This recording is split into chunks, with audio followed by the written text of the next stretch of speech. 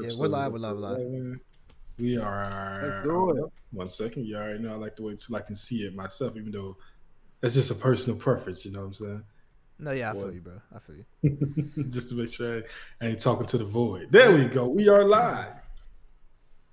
Welcome to One Piece University. I'm sorry. Why do I keep making this mistake, y'all? Welcome to the OPU podcast on Marshall D. Preach's channel.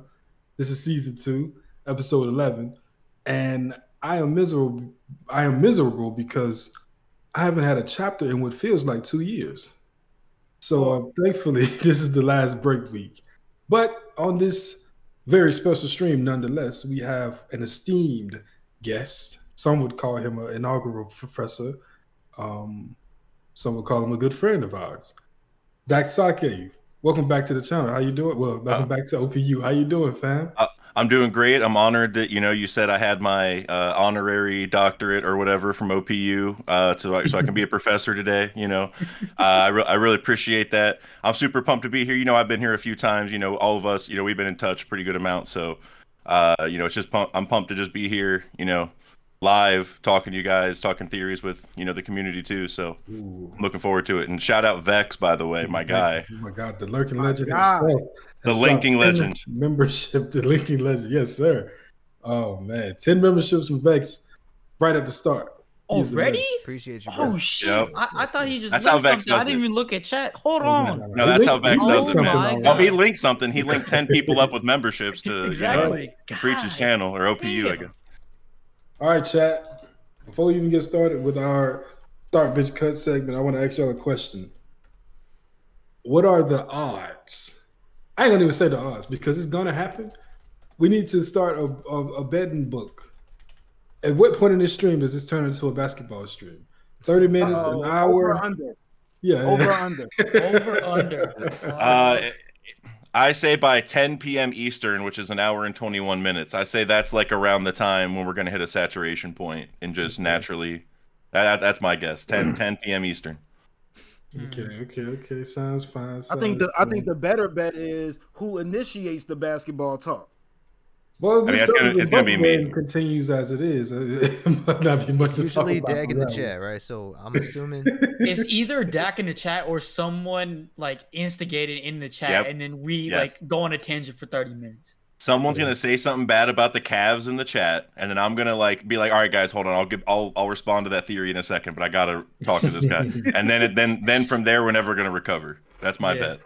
We might have to talk about the tragedy that just befell the Memphis Grizzlies. We'll talk. We'll get to it. Then forget When I Dak said even what I going said- to do it himself. When I said what I said, I was like, I know who's not going to start the talk. The guy whose guy is gone. I'm like, And look, Listen, we're not going to get into basketball talk, but I just got to say, if there's a tragedy going on in the NBA, look, injuries are always sad. Also Halliburton and everything. Like that's like a tragedy in and of itself. But the Pistons are the tragedy in the NBA right now. All right, nobody has it as bad as them. But anyways, Maybe They've been a tragedy since Oh, 2004. no. Let's be real. They want that French boy, man. That's what it is. Man. Since Anyway. since LeBron dropped 48 on him in the Palace. Anyway, All right. We're gonna start this one with a start bench cut.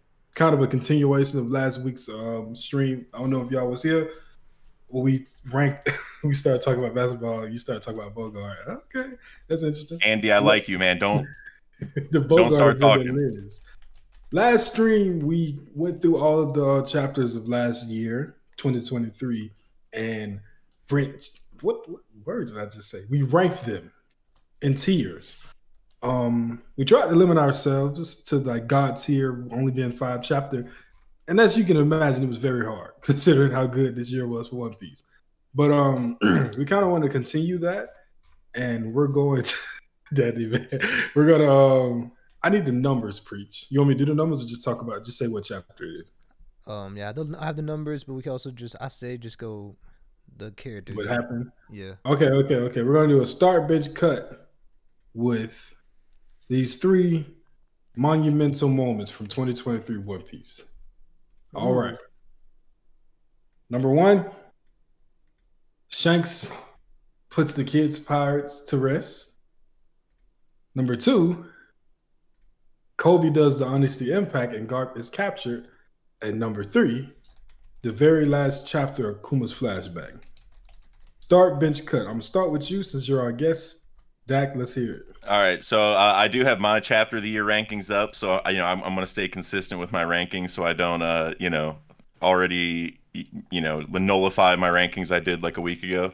But when you say the last chapter Kuma's flashback, are you talking 1102? Like, because 1103 is the actual last chapter we got, but that officially came out in 2024. So are you talking about the one before where like Kuma's running?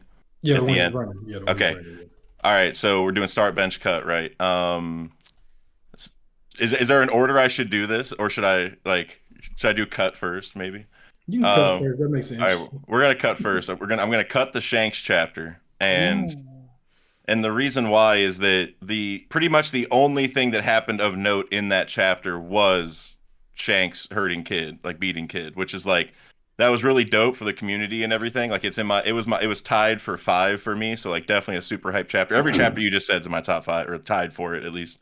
So I like that one, but not a lot happened is the thing, so I can sacrifice it. Like it's just the plot didn't move that much. And then bench, I got the Kobe chapter. That was my 4th ranked chapter of the year. I mean, the beauty of that was how it started with like the discussion with him and Garp, and then ended with it. But then start is going to be 1102. That was my number 1 chapter of the whole year. That was man, the emotions in that one were crazy. That's like untouchable for me in terms of that. So Yeah, that's fair. I mean, I don't think there's a bad ranking in this at all. I agree. agreed. At all. So Yeah, usually star bench cuts. There's usually one egregious choice that's like, oh my god, how could you put that over the other one? But like in this case, you could really go anyway.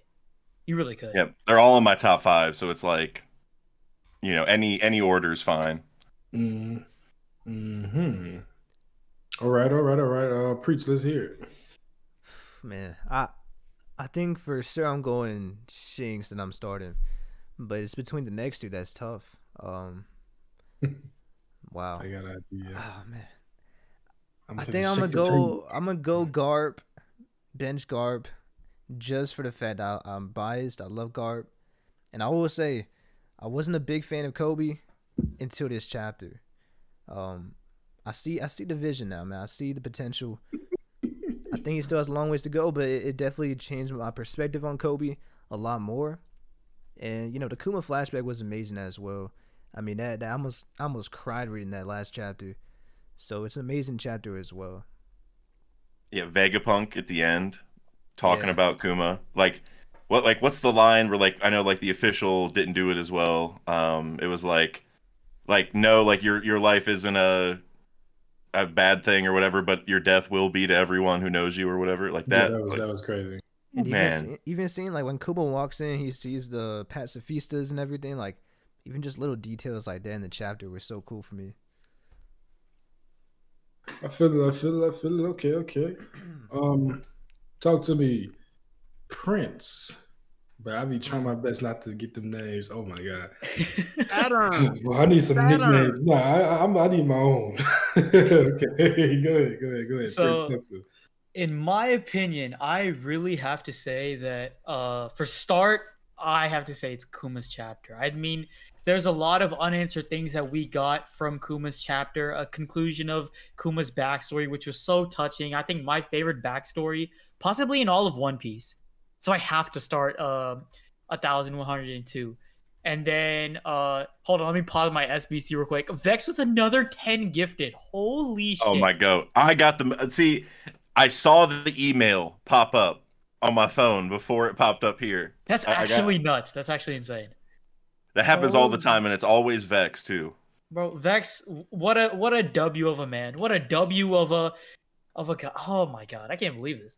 But yeah, this is a great start to the stream. But anyways, bench. This is where it gets a lot tougher. But I'm going to have to agree with Dax only because I'm more of a lore guy than I am fights guy in One Piece. So I'm going to have to take Garp and Kobe's honesty impact over the one shot from Kid. But I will have to say, memes-wise, the Shanks chapter takes it. because the memes that came out of Shanks versus Kid was absolutely hilarious. There was no better chapter for agenda, memes, funny like things on Twitter. So I really do have to say, in terms of entertainment, I'd take the Shanks chapter for sure. Yes, sir. Yes, sir. Yes, sir. I respect it. I don't agree, but I respect it. All right, JJ, let's hear it. I mean, I'm a simple man with simple logic, you know. Had to bring that one back. But so I'm running with kind of like where Dak was, but towards the starting the bench, and that's why I'm different. But I'm definitely cutting the Shanks chapter 2.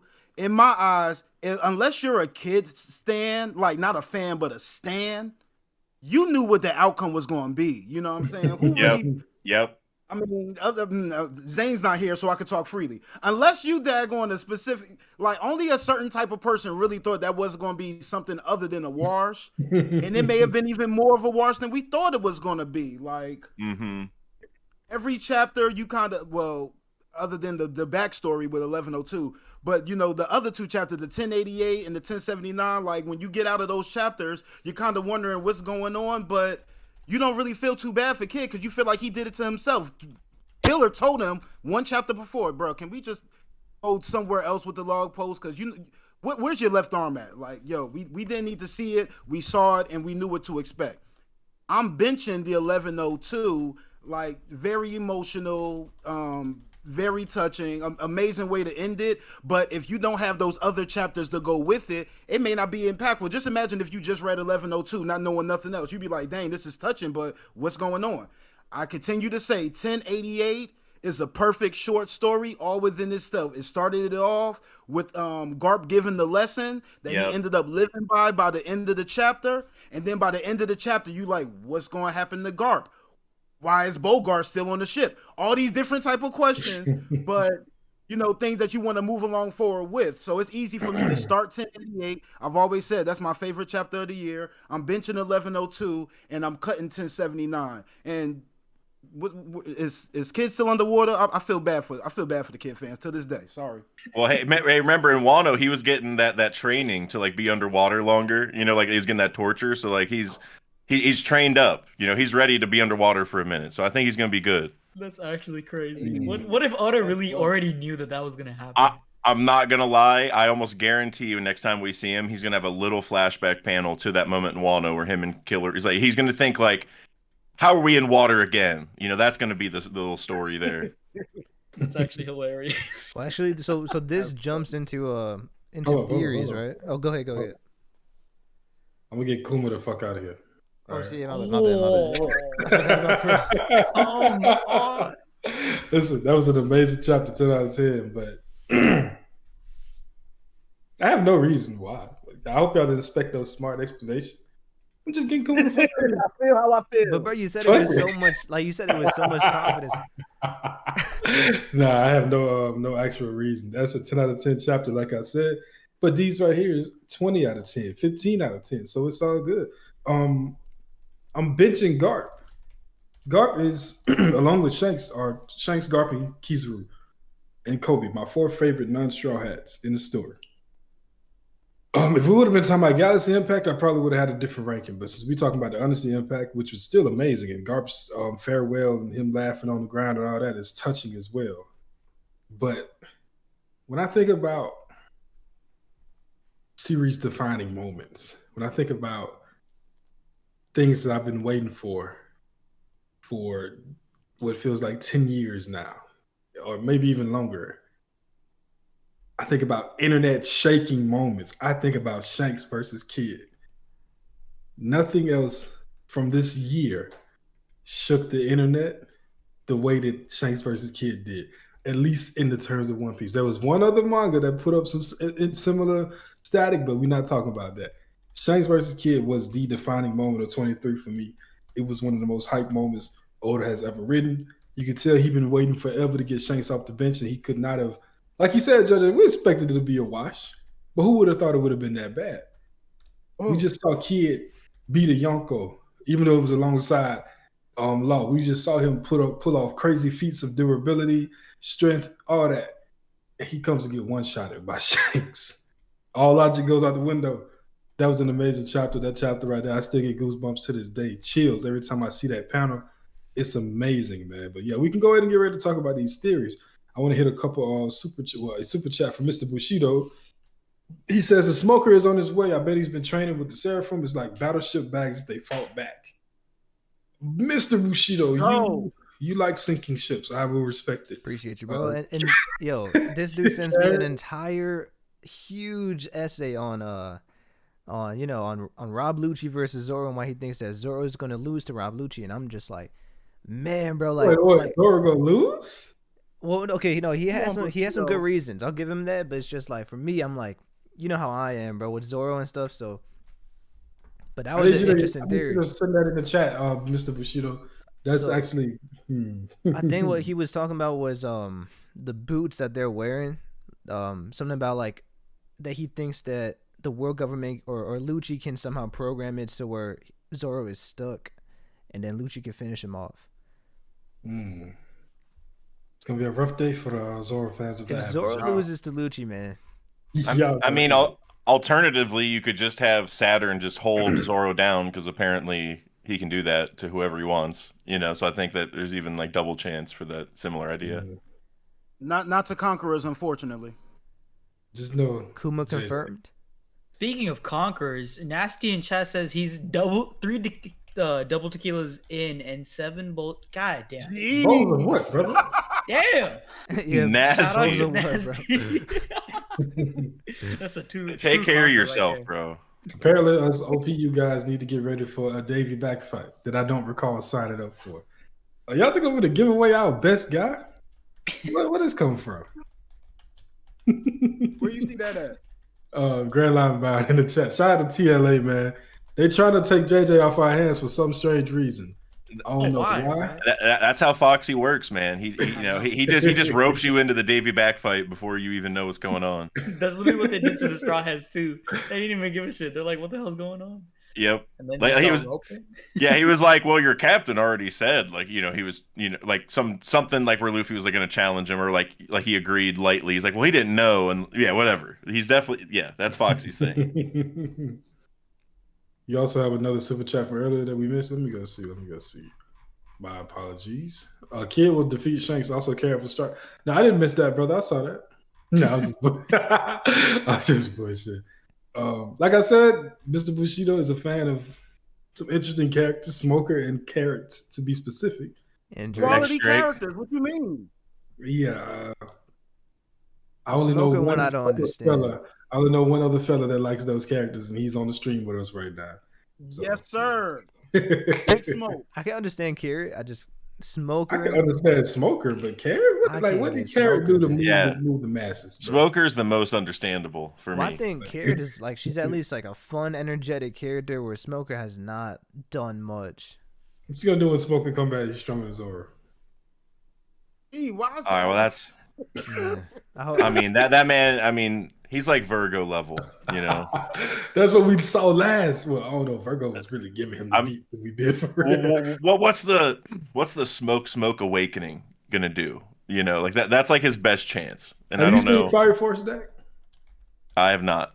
Okay, never mind it. There's a character. Hopefully, somebody in chat knows. There's a character in Fire Force that fought with smoke. He could solidify his smoke into like any type of weapon he wanted. It was a very interesting fighting style. I hope Smoker can come through with something like that. You know what might be kind of cool? I see. Like now we're getting into the theory talk. I've never thought about this, but so we know that pyrobloin comes from volcanoes and stuff, right? Like, and that's how like Sky Islands like solidify so you can walk on them.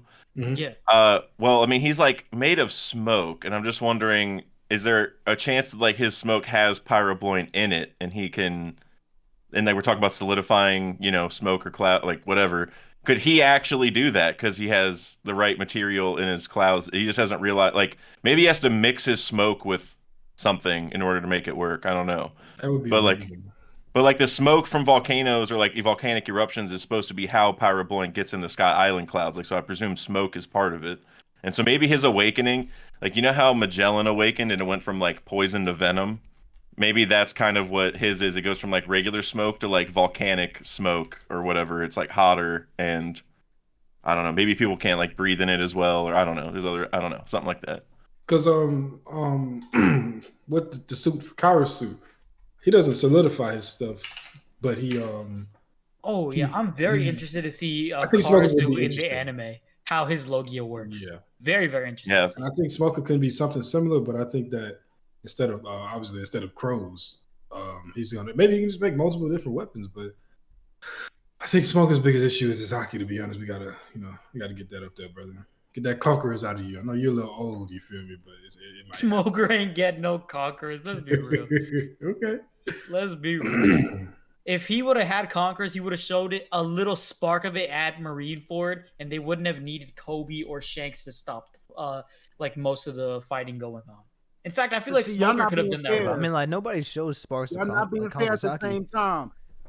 When we think about the people Smoker was fighting, he started with Ace. He fought Luffy. He fought Boa. What do they all have in common? He's dealing with conquerors on a regular basis, so he may have not been at the level of those people. He may just have Chinjao conqueror's energy. Calm down. It's okay. Everybody can't lead the world, but let him lead his crew the way he's supposed to. He a conqueror to Tashigi. Shoot. Yo, watch out. Yo. Listen, bro, Frankie is getting conquerors Haki before Smoker. I'm not against I'm with that. nah, JJ Is this the JJ stream? Like, shoot, let's talk about all my people. We gonna talk about Buggy too. Let's do it. The original Buggy Conquerors. All right, Buggy Conquerors. What we feeling? Hell no. Yes, but it won't be like weaponized conquerors. Like it'll be a special situational thing for him, I think. Nah, I don't think he has conquerors, but I think he's tied to the plot a lot more than people think he is. That I do think for sure. Like for example, I could see his conquerors Haki being like maybe he tries to yell something out so like everyone, because like people, his whole like organization listens to him, like they'll do whatever he says. I could see a situation where his conquerors Haki like lets people hear him, like a really far distance or something, just because he like motivates people or whatever. Something like that, where it's not weaponized. Like he wouldn't punch somebody with advanced conquerors. I don't think that's ever gonna happen. Yeah. Also, shout out to Danny Man for pointing out, but we have over 60 viewers in this stream, which is a recent high for us. So thank you so much for everyone stopping by. And I see that we only have 42 likes, so please like the stream as much as you can. Yes, Gotta get those likes up. Let's get to 50, at least 50. Yeah. So I got an idea for this theory stream, by the way. How I think I want to do it. But what you finna say, Preach? No, it's okay. Go ahead. This only if y'all agree with this format. So I think me and JJ are less theory inclined as you guys are, I would say. We might cook every now and then, but when it comes to theories, you three are on a different tier. I think we can agree on that. So I think it would be interesting if JJ and I took turns bringing up random topics or like random things from the story. And I want you guys to theorize about it. Give us your ideas of how it came to be, what it is. For example, right now, if I said voice of all things, give me your voice of all things theories. You know what I'm saying? Okay. I like that. I like that. Yeah, let's do I mean, it. I think you guys are selling yourselves short on your guys' theory. Exactly. Potential. I was just about to say that, Dak. I think that Krow is definitely selling himself short, because I think that one of his theories that he made is still very much canon to this day, and it's the Kuma one you made, Krow, the one with Vegapunk splitting the different satellites with Kuma. I still very much believe that interesting, but when I watch videos and when I watch y'all videos and see the work that y'all put into it, it's a lot different than me just throwing out an idea. I gotta say that much. I like JJ's idea too. The idea that Bonnie and Nika have like the first fruits in One Piece. I got a good one that Krow did back in the day with them not being able to visit Ryuma's grave because it's under the fresh water that they had to finish my sentence, Krow. You know what I'm talking about. But I like that one from the get-go because they know we didn't see that. See, I think it's a little like whenever you're picking March Madness brackets, and it's kind of like the more you know, like the worse you are at it. It's to some level, because like I think you guys are selling yourselves short, because like some of these things make sense, and it's almost like us thinking about theory so much and making like theory videos or whatever. It's kind of like you guys are maybe like backed up a little bit and think about these like reasonable questions with reasonable answers more than us, because we're just thinking about like the real crazy stuff. You know what I mean? Like you guys are kind of more grounded. So I think Well, either way, I like the format you guys set up, but I just wanted to say I think you guys are selling yourself short. That's all. I mean, No, I I won't take it agree. down, but I still I'm gonna stand by what I said. I think y'all might be Well- selling yourself short to think that we're close. Well, I'm close. JJ. Boy, Nah. But no, but let me when try to it, make a 10-minute video about something that I just thought of right now. Hold on. So if Hey, we 'cause I if you tried guys, it. what we can do then is if you guys have something to add on to it, or if you disagree with something, you could just throw it in. Like you could just don't I like Yeah. that. don't hold back. You can still say whatever you want, but For sure. But yeah, we could do that. We could go on to So what's like the first topic then? Well, first let me hit with Mr. Bushido again. Lily had the love fruit. Okay, we can talk about this. This can be our first topic since he has steered it to this. He says that Lily had the love fruit. She turned the 19 kings into statues where they'll be awakened and are powerful. P.S. Don't underestimate Smoker. I'm cooking theory. I'm not underestimating Smoker at all. I said conquerors. I can see it. I can definitely see it. Even though I do think some of the older characters, if they don't have conquerors, it might be cooked for them. So I don't know. Who knows? But all right. Yeah, Also, so- Mr. Bushido sent another two: Yeah. Lucci versus X Drake and Carrot versus Cock. You're interesting guys. Yeah, where actually? I want to ask Dak and Prince, where is Robin, bro? Like, what is Robin up to in this arc? bro, I'm telling you, I was saying it from like the get-go, like 3-4 months ago. I genuinely think that she's not abandoning any of the research that Vegapunk has on the ancient kingdom that's just lying around in Egghead. I feel like it's just such a waste, because if everybody is just running around doing their thing on Egghead and Robin just heard two things: one, her home of Ohara still has like pretty much its will still alive at Elbaf, and so is Jaguar he saw still alive, and all of their research, their findings, books, everything is still up and running in Elbaf, and that Vegapunk has knowledge on the ancient kingdom. I think that's like, wouldn't it be like perspective changing? Because you've been like in this cloud for 20 years that, oh my god, like everything of mine is completely gone, but now it's all back. So I feel like she would take this time to try to figure out everything she can as much as possible. My bad. I was trying to send a link to the stream so bad. My bad. Go ahead. Nah, I'm pretty much finished. So Preach, are you asking this question because like has Robin not appeared or something recently? Is that why? Or Yeah, and I feel like how Prince kind of mentioned too, like with O'Hara being so tied to Vegapunk, with a similar parallel to a Buster Call, I feel like Robin has to be very important in some way. Okay, because I know, like, I remember, I think at the end of chapter 1089, like, Robin wasn't in the spread, and I know a lot of theories were like, oh, Robin's missing.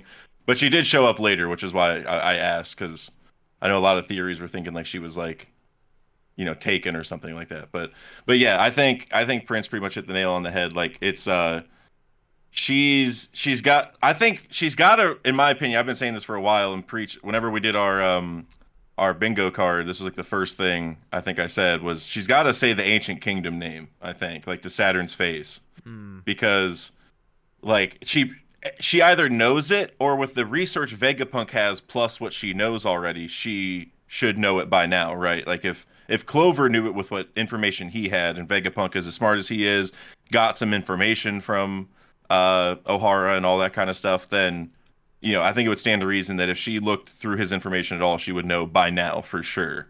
And I just think that would be the kind of thing that could mentally shake Saturn a little bit, because like he obviously does not care about offing people. You know what I'm saying? Like he'll do terrible things if he wants to, but I think having like the world, like if she like somehow broadcasted it to a bunch of people and said what the ancient kingdom name was, I think he would actually be like, okay, like what do I do now? I was not ready for that. Like that's not something I can react to.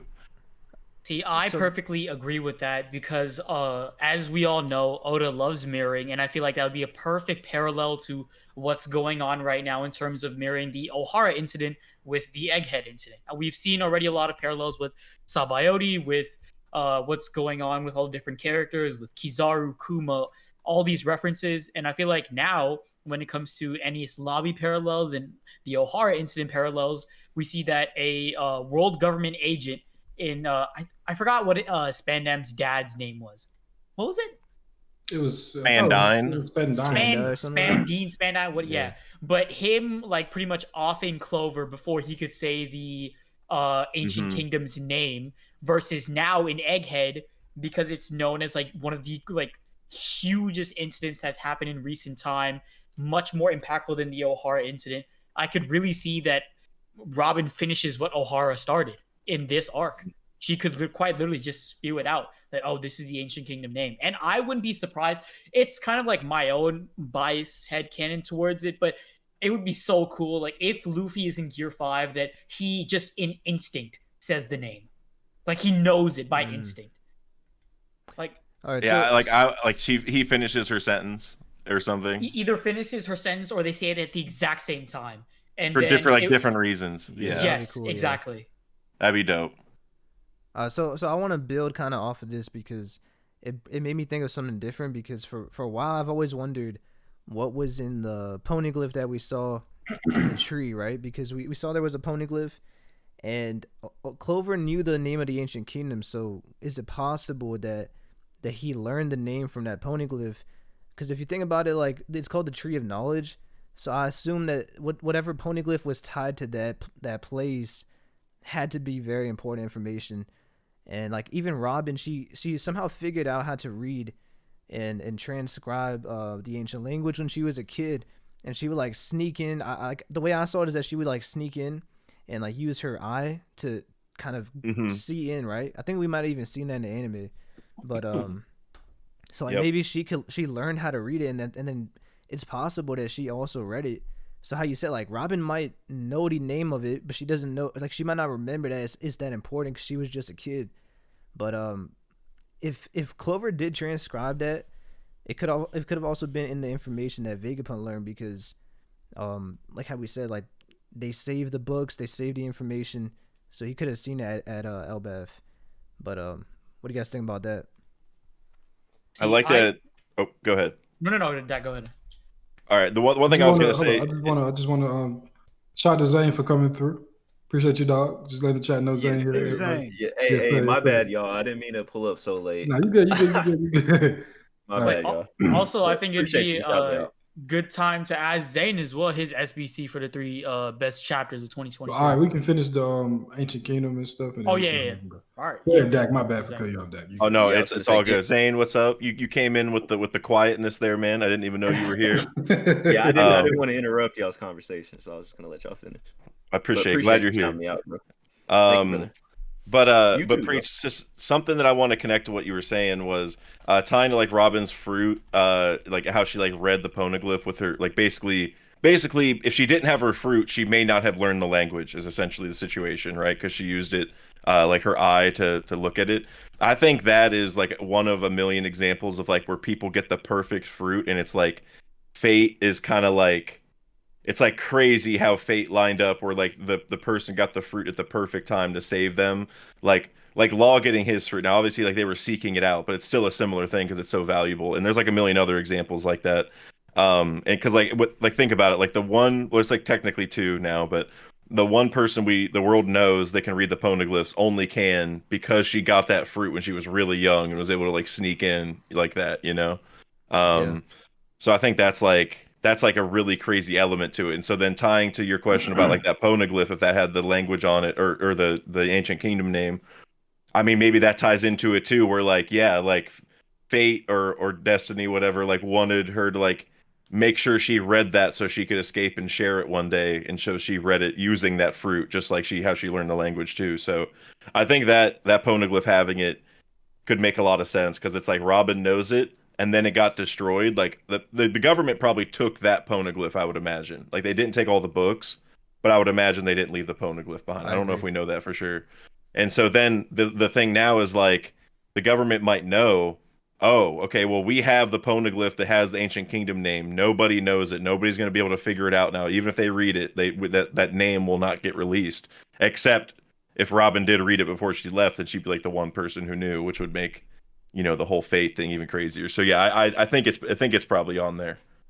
And Juan, with a good continuing question in chat, do any of y'all have an idea of what the ancient kingdom name is? So we could also go through that. What do y'all think the name is? Yeah. I think all 5 of us can. Well, all 6 of us can try to take a crack at that one. Of course, yeah.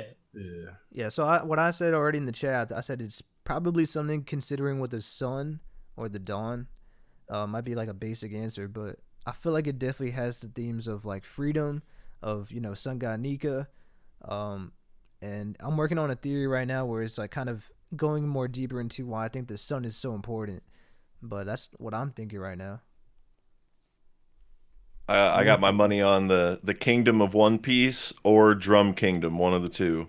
But I do want to give a shout out to Brandon King's Land of the Dead, which is also Shi no Kuni because it has Luffy's laugh in it, and it would be like I like that. And you expect the ancient kingdom to be like a happy place, and it's like if it's not, then like it could be similar to like the Skypiea trees almost, how like they kept the souls there or something. It could be like the ancient kingdom was like a land of the dead where like they were able to like keep people's souls or something, like avert the underworld or something. I don't know.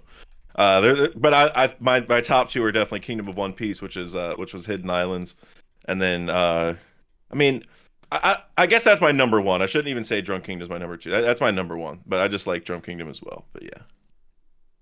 Okay, interesting. JJ, what you got? Just give me something. Boy, then we just have to talk about the fact that we lead us to them, but Nah, JJ, come on.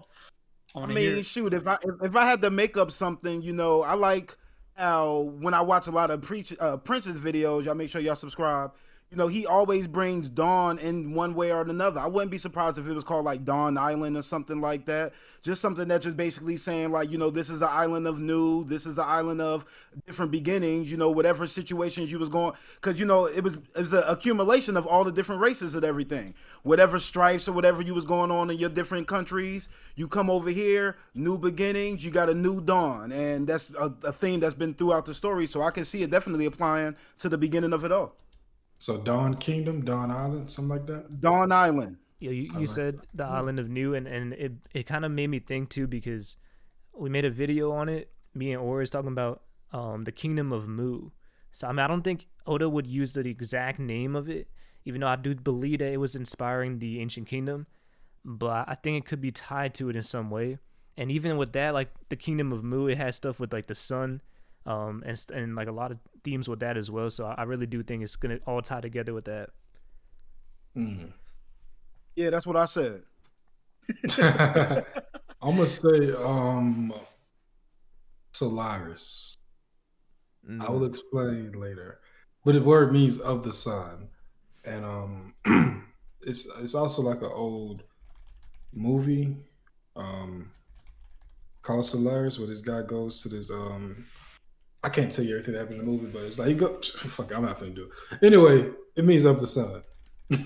That's something I've been sitting on for a little minute. I just never did. But yeah, not Prince off. Look at y'all infecting my brain. Zane, you got any idea? Oh man, I mean, y'all pretty much got the basic idea down. Sun, dawn, kingdom, something. But I don't know, bro. There's no telling with Oda, bro. Like, I want to say something like Sun Kingdom, something basic, but it's like I know it's going to be more elaborate than that, and I don't want to give a basic answer, so I'll just let the theorist go crazy on this. All right, you know what I'm saying? Well, we had set up before you joined. Well, we didn't really get into it, but we're gonna let them cook. So us 3, I guess I'm assuming you would be on me and JJ's side. We'll just 100%. Come up. Yeah, we'll just come up with like random things that we would like to hear them theorize about. Like, for example, if I wanted to hear about the voice of all things, I'd just say the voice of all things and then let them cook a little bit. And then we add any inputs that we have onto it. Okay. Y'all ready for a new topic? Oh, shit, I haven't did my thing yet. I was about to spit some fire. Okay, so in my opinion, the Ancient Kingdom, it's still a theory that I had almost 2 years ago. It's crazy that times flew by that much, but if you guys want to check it out, please do so. But I really do think that, Warrior of Liberation, Drums of Liberation, liberation in general. I feel like the old ancient kingdom's name was Libertalia. Now, obviously, if you guys have played Uncharted 4, then you guys would know that it's actually a thing, and it was known to be a pirate colony where there was a bunch of freed slaves, pirates, people of all races who had their own language, who had their own, democracy and freedom to do whatever they pleased. And I just thought that it really fit with the theme of One Piece and the theme of what Oda's trying to go here, which is freedom, liberation, and all these things. And especially when it came to the fact that people of the Libertalia colony supposedly had their own songs, dances, and freed slaves. So I feel like if there's anyone that's very tied to that sort of notion, it would be Sun God Nika and Luffy, since he's the warrior of liberation, right? So I feel like my stance is still not changed on that. I do think that it is Libertalia, but other suggestions like Dawn Island, Moo Kingdom, also very, very dope. Like, just most things regarding the sun are probably very, very important clues when it comes to the ancient kingdom in general. Hopefully, I didn't cut off. No. Like and subscribe. I think Krow was muted, but nah, man, I agree. Like, if you think about, there's a lot of possibilities, but what happened, Krow? I was muted, bro. I was talking to I you knew, like, I knew you said something, bro. What did you want to say? I just said that's dope. That's dope. I was I forgot what I said. That's crazy. By the way, we 69 deep. That's an interesting number. I just wanted to say that, and we got 59 likes. 60 likes actually, because I hadn't liked yet. Jeez, look at me.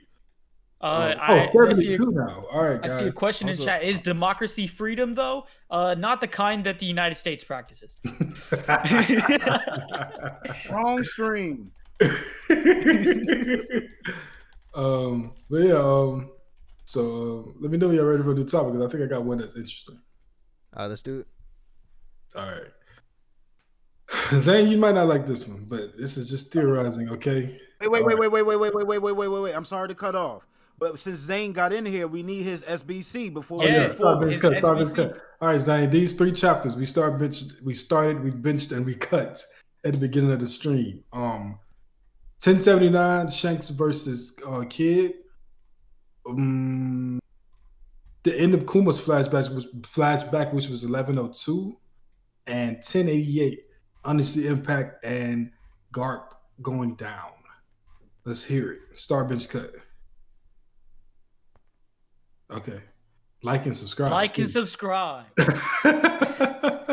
right, so much for that. I guess we'll just go on to what I was saying until he get back. Whenever we hear a peep from Zane, we'll just immediately go to his SBC. But for now, Krow, next topic. What you have in mind? Hey, I had my mic muted. Okay. There we go. Why is everyone mic muted? My bad, How bro. do that?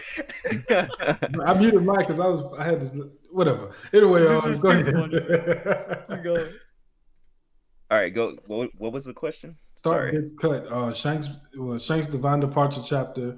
Garp goes down and Kobe does Understand Impact, and the last chapter of Kuma's flashback with the running. I'm starting the Gart chapter. Ooh. Mm-hmm. Oh man. You spitting. Starting the Gart chapter. Yeah, listen, brother, just do it. I know what you want to say. Just do it. I know what he wants to say too. I know what he wants to say. It's no disrespect to Shanks, because that's still a godly chapter. No. You're going the wrong direction. No, You're going the right direction. No. Go for it. Do it. I gotta put the Kuma chapter. Yes, on the bench, bro. And There the you only go. reason I'm cutting the Shanks chapter is just because it doesn't have as much story weight as the other two. No, you know what I'm saying? But in terms of action and awe, that's number 1 easily, in my opinion. But Our boys think alike. unfortunately, I gotta cut it. Yeah, we saw a lot of different Those are all arrangements like from everybody. 9+ out of 10 chapters, by the way. Like, Oh, they're all 10 out of 10. Oh yeah. Those are Yeah. easy 10 out of 10s. Mm-hmm. so it's not like I'm dissing the Shanks chapter, but I feel like the other two just hold more weight in terms All right. of narrative.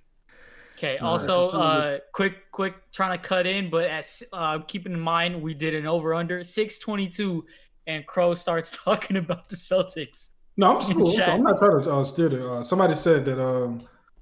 He said Mutant Mike's. Oh, Willow Dream said Mutant Mike's made basketball break. I'm like, nah, Celtics getting destroyed. There's nothing to watch here. All right. No 30-minute tangent needed. All right. 41-point game. Yeah, we smooth. I mean, I'm watching it. I like that. Yeah, I'm watching just to laugh at those losers. But yeah. Anyway, I wanted to hear. Like I said, Zane might not like this one, but it don't matter. He'll be all right. Okay. The idea around Shanks not being a swordsman. I want to bring up the SBS where Oda said that we know that he has the sword griffin, but how does he really fight? In my mind, I think that Shanks' relation to Garling will lead us down a path of some special power. Do you guys think that Shanks will have something that's just different, like very much different in the bag, like time manipulation or something similar? And if you do, I would like to hear what it is. I'm gonna start with you, Dak. I mean, primarily it's just gonna be the sword, but I mean, he's gonna be able to do he's not gonna punch. You know what I'm saying? Like no matter what, it's gonna be the sword. But will there be like some, I don't know, almost like magical layer because he's so good at Haki? Because we already know he can cancel observation Haki, for example. So I would imagine there's gonna be some, like we saw with Green Bull. Imagine if Shanks was like close to someone and it was like, he was like his back was against the wall. Like I'm sure there's gonna be some crazy nonsense, that he can do that. Like Luffy's gonna be like, okay, that's the level. Like if he ever sees it, like that's something else. Like I even Kaido wasn't near that, or something. Which like no disrespect to Kaido there, but Shanks is gonna have some crazy Haki. Obviously, we've already seen it. Mm-hmm. So. But I think primarily, yeah, it's going to be like he's going to use the sword like 95% of the time. But eventually, will he just be able to like how Saturn can like look at people and he just like snipes them with his eyes? I could see Shanks getting to that level, like something like that. I could imagine, but it's not like he's going to have a different weapon. I would say. Gotcha. Yeah, let me jump in real quick, man. Let's hear it. Okay, let's hear it. So. I like when Jalen Rose, here's some hoop stuff for you, but I like when he said way back in the day, like basketball players were given positions so that novices could understand the game and their role and where they're supposed to be. I feel like the majority of the thought process when it comes to Haki initially starts when, Luffy was getting trained by Rayleigh in regards to, all the three different forms. I think the further and further along we go into the story, the more that we see that just like with the devil fruits, like the Haki can almost be like what your imagination, your power allows it to be. Like if you're a beginner and you're not familiar with observation Haki and armament Haki, these are the steps that you got to take. But once you're familiar with everything and then you got the imagination to be able to do a lot, and maybe just have the balls to be able to try different things, like Shanks going on a Whitebeard ship and say, yo, Marco, come join me. That was crazy. When you got that kind of fearlessness in your mind, you may have that just vivid imagination to be able to try different things and see different things work. In my eyes, observation, armament, that ain't got nothing to do with what happened with Twerk Bull. Like, there's something else going on with these powers. But y'all see on Twitter, JJ's on Twitter. Who's Twerk Bull? Huh? Who's Twerk Bull? I don't think I've heard of that character before. Yo, JJ, do you see Twerk you saw it on Twitter? I'm not sure what you're speaking on. Like the image of Shanks like holding on to Green Bull. Oh, yeah, I know what you're talking. That's actually hilarious. Too funny, bro. Oh, nah. Yeah. I'll send it to you right now. My thought is like the more you allow yourself to try different things with your Haki, the more you'll probably be able to do. And with Shanks having connections to Roger and not maybe going to Lodestar and Laftale, but being able to know some things that we're not privy to yet, he may just be able to allow himself to physically manifest things that we just haven't been able to see. So I just think the further along we go into the story, the more of the definition of Haki of what we've understood from the get-go is just going to get thrown away, just like how it was with Luffy being a paramecia. Now he seemed to have all three types of devil fruits in him. So I just wanted to get that off before I lost my train of I'm thought. just quickly insert Par's elemental hockey theory that goes along with that. I like that because I do think that when Vegapunk was talking about how devil fruits are like manifestations of dreams and stuff, it kind of sounds like it could be the very start of devil fruits come from someone's willpower to become that thing. Like, imagine a fashion designer wanted the jacket fruit. He wanted to be a jacket so bad he became one. But nah, all jokes aside, I do think that like the source of devil fruits is Haki. So we're kind of, but it's like in its purest form. I think that's what Haki is. You know what I'm saying? Who knows? But yeah, I can definitely see that, JJ. That's a good point. Anybody else with any thoughts on? Oh wow, there he goes. Par, you still fighting the good fight with the What's in here? What's good, bro? He was in here. Speaking of You heard his devil, name. and he's in here. Did I What's just good? spawn Par? That's crazy. Oh man, that's That's another short. Right there. That's another That real is actually hilarious. Yeah, just label it Krow uses Par Sight. summoning jutsu. Just Future sight or title something. right there. Oh no, I don't know what he did, but Par's here now. Oh But man. hey, I did want to say, see, this is why I like don't think that you guys should be like counted out for theories, because I think that JJ is spot on, and it's a bit different what my idea is, but it's definitely a combination of what he's saying in terms of Haki. And I think that when we come to the end game of what Haki is supposed to be, it's going to be a combination of using conquerors, observation, and armament at the exact same time. And I think that the only fruit or the only person who will succeed in that right would be Luffy. And I think that he'll be the person who's able to combine all three of them at once to have this whole, just being of willpower, of Haki, being able to just, I don't know, be extremely powerful, Haki clad. He has the devil fruit to do whatever he wants. So I think if anybody has the opportunity to combine two states of Haki into one technique, one move, or all three even, it would be Luffy. So I think JJ is definitely on something there. Yeah, That's just me. I think for me, I mentioned in the chat earlier, Get Good mentioned in the chat, I believe fully that Shanks has like I think Oda mentioned him as the killer of observation Haki, right?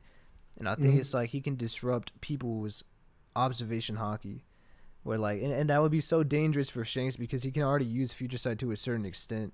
Like if he can see so fast in the future and you can't even use future sight, you're cooked, bro. Like and I think only certain people can maybe bypass that. Maybe like a top tier Conquer Haki user could.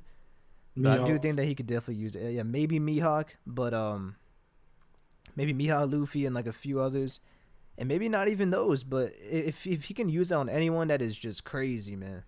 Because at this level, when Shanks is moving that fast, observation is going to come in key to defeat him. Oh my goodness! Holy! Whoa. Yo, Big Mega T in the chat with the honcho. Appreciate you, gang. Whoa. If y'all don't know, Holy. Mega T Thank is you the so man, much, the myth, bro. the legend himself. That's big talk. Jesus Christ. All right. Shout out to Mega. Mr. Facts of the Day himself. Yeah, JJ, I was leading to it. Oh my God. Beautiful, Hey, brother. you ain't got to do another He's fact. out missed too many for your streams. life. Got to show out. He's just out here showing love, man. That's real. Appreciate that, bro. Bro, That you're is you're a real. legend, bro. You're a legend. That is real. Shout out to Mega T, man. I also have a theory on what Shanks' secret power is, bro. Is it ratting? Second place swordsman. Second place swordsman hockey. I knew it was something. It was gonna be some. Second place Second swordsman. place swordsman hockey. Yes, sir. Man, that's interesting. I respect him, bro. You know what I'm saying? But he's just not up to Mihawk's level yet, bro. Yeah, swordsmanship. For sure. Bro, they need a rematch so Shanks can get that title back. Oh my god. I don't think he never Shanks had the ever- title in the first Shanks place. never cared Needs that, anything bro. about no title. He That title ain't definitely even real. cared. He Well, are we definitely talking cared, like this is a WWE belt or something, bro? He definitely Like, cared bro. at one point. Why would they box multiple times if he didn't care? I'm just saying, bro. Everybody wants to see Mihawk and Shanks fight, right? If Oda doesn't give us probably the that at most some point, it's anticipated like fight. that's what I'm saying. Like that's up there with like Besides Zoro and Zoro Mihawk. and Mihawk. Yeah, that's all, so. It's no matter what, we gotta see two Mihawk fights at the end of the series. I think I with think we him gotta being get on Mihawk Buggy's through the crew, flashback. Bro, that's We're gonna crazy get through how the flashback. how hype Mihawk is. He hasn't done anything in the whole story, and we want to see 2 fights more than every other character. Maybe like Blackbeard and Shanks is up there, Luffy and Blackbeard. Like there's some other ones, Akainu, but like I think the Mihawk ones are up there for me. Dang, did we just make up a stream right there? Like, yo, the fights we want to see the most ain't that a stream within itself? Like, That pretty Yeah, much we gotta is. do that next break week for sure. and we can debate Yes, on sir. who wins. Yes, do that. Far. Mihawk is a sword. Most anticipated fight. Please write that down. That would be hilarious. I can't lie. Because it's gonna be Shanks, Blackbeard. I mean, Shanks. there's a I think huge I think risk. we're gonna get Shanks and Mihawk through the flashback. So like I said, I've said this 1,000 times. By the time this story ends, we will not get an answer on who is like definitively stronger. As of now, we're gonna get the flashback. If Mihawk won back then, people gonna say Shanks became Yonko, got stronger. If Shanks won, people gonna say, well, Mihawk got stronger and got the title. So it doesn't really matter. Unless Oda right now just says, well, this guy is the strongest person. You know what I'm saying? This is where I think it lies, bro. I think they're both near equals, bro. Right now and back then. For sure. I can see I think if even- they fought right now, it would be like an extreme diff. It could go either way fight. That's how I agree. think it goes. You know what I said? I think that the same way that Roger and Whitebeard, I think is like extreme diff, the skin of their teeth of how they win. I think agree. it's the same for Mihawk and Shanks. The only thing I'll say I disagree is I don't think they're as strong as Whitebeard as Roger and Whitebeard. I agree with that as well. Might not be as strong as Vista either. You know? Oh God! I did see Juan in chat. He said that we already saw Mihawk versus Vista. So what's the need to watch any other fights? Bro, Mihawk was not taking that idiot seriously. No, what Be Mihawk serious. said, I tried to use this no more, but Mihawk did say, his sword knows no let me not. Knows no limits. Or Also- I'll something rock like with. that? I'll rock. Also, guys, I don't want to derail to a basketball stream already, but I need to know how this Nuggets and Clippers poll is so close. And why is that? Bro, why the are those the Clippers- two teams? I love to believe in the Clippers, but I think this time they're finally legit, man. Yeah, okay. I also support the Clippers, but you pick the Nuggets to compare them against is my only Why thing. were you know? those the Yeah, two the teams? reigning I mean, I think you champs. have to, right? Like the Nuggets are definitely up there as top tier. in The two West. best If teams you in the picked West. if you picked Yeah, any top two in other the team, West, I for would have sure. picked the Clippers in the West probably. Well, yeah, that's why I picked those two because I agree. I think those are the two best teams coming out of that conference. Interesting. Okay, we'll see I'm about just that. surprised it's this close. Like if you go back to Twitter a month ago, everyone was just crapping all over the Clippers because of Harden and everything. This sword knows no restraint. That's what he said. People be Appreciate hating you. on Oh Westbrook, my god, man. this dude is still on that. Go I'm away, reading man. the chat, bro. Yeah, no. Will All right, of Dreams. so- Thank you. I was about to say Nah, I'm six, just kidding, bro. What's the 9:34. I mean, well, you can go back 12 minutes when the poll started because I've been keeping my eye on it. Hey, that's what I'm but- saying. What do you think is the next topic? Next JJ, theory topic. JJ, you want to pick the next topic? Oh yeah, Oh, you my. should cycle through. By the way, we got 91 in the chat. Appreciate y'all for coming through. We got 73 Let's likes. go. Holy Let's shit. get 100 deep. Hey. Where the alternate account at? Let's go. Yeah, hey, that like ratio, that's big Yeah. time, guys. Hey, Yeah. major shout out to the chat. 73 likes on 90 watching right now. That's big time. I mean, we Yeah, could, let's break triple digits, man. Let's break triple digits, bro. yeah, we could Y'all- be y'all show 90 out right every now, time. but 73 is pretty solid. For Y'all sure, show for out sure. every time, bro. Appreciate y'all, man. Our guy Bushido has been showing a lot of love throughout with all those super chats. So I want to speak about something that he brought to us on the Discord. It's a light thing, but I just want to know who do we think that Caribou is talking to in regards to information that he's accumulating? Do you have I was any Blackbeard. idea? I was about to bring this up. Good way to bring it up, JJ. I was Blackbeard. just about to talk it.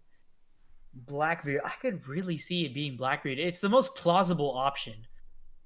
Yeah, Right, well, that's literally what I said to him. I was like, I think that's one of the great things about Oda is the fact that he could give you so many different options that you don't think about the most obvious one.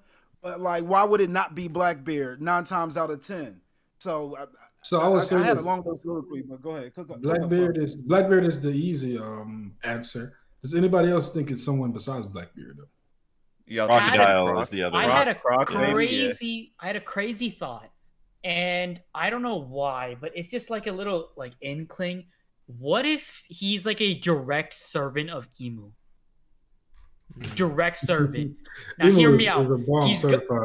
He's got the ringed eyes. He's got a very muddy and horrible, like ugly ass fruit, but it is a Logia. It is a Logia.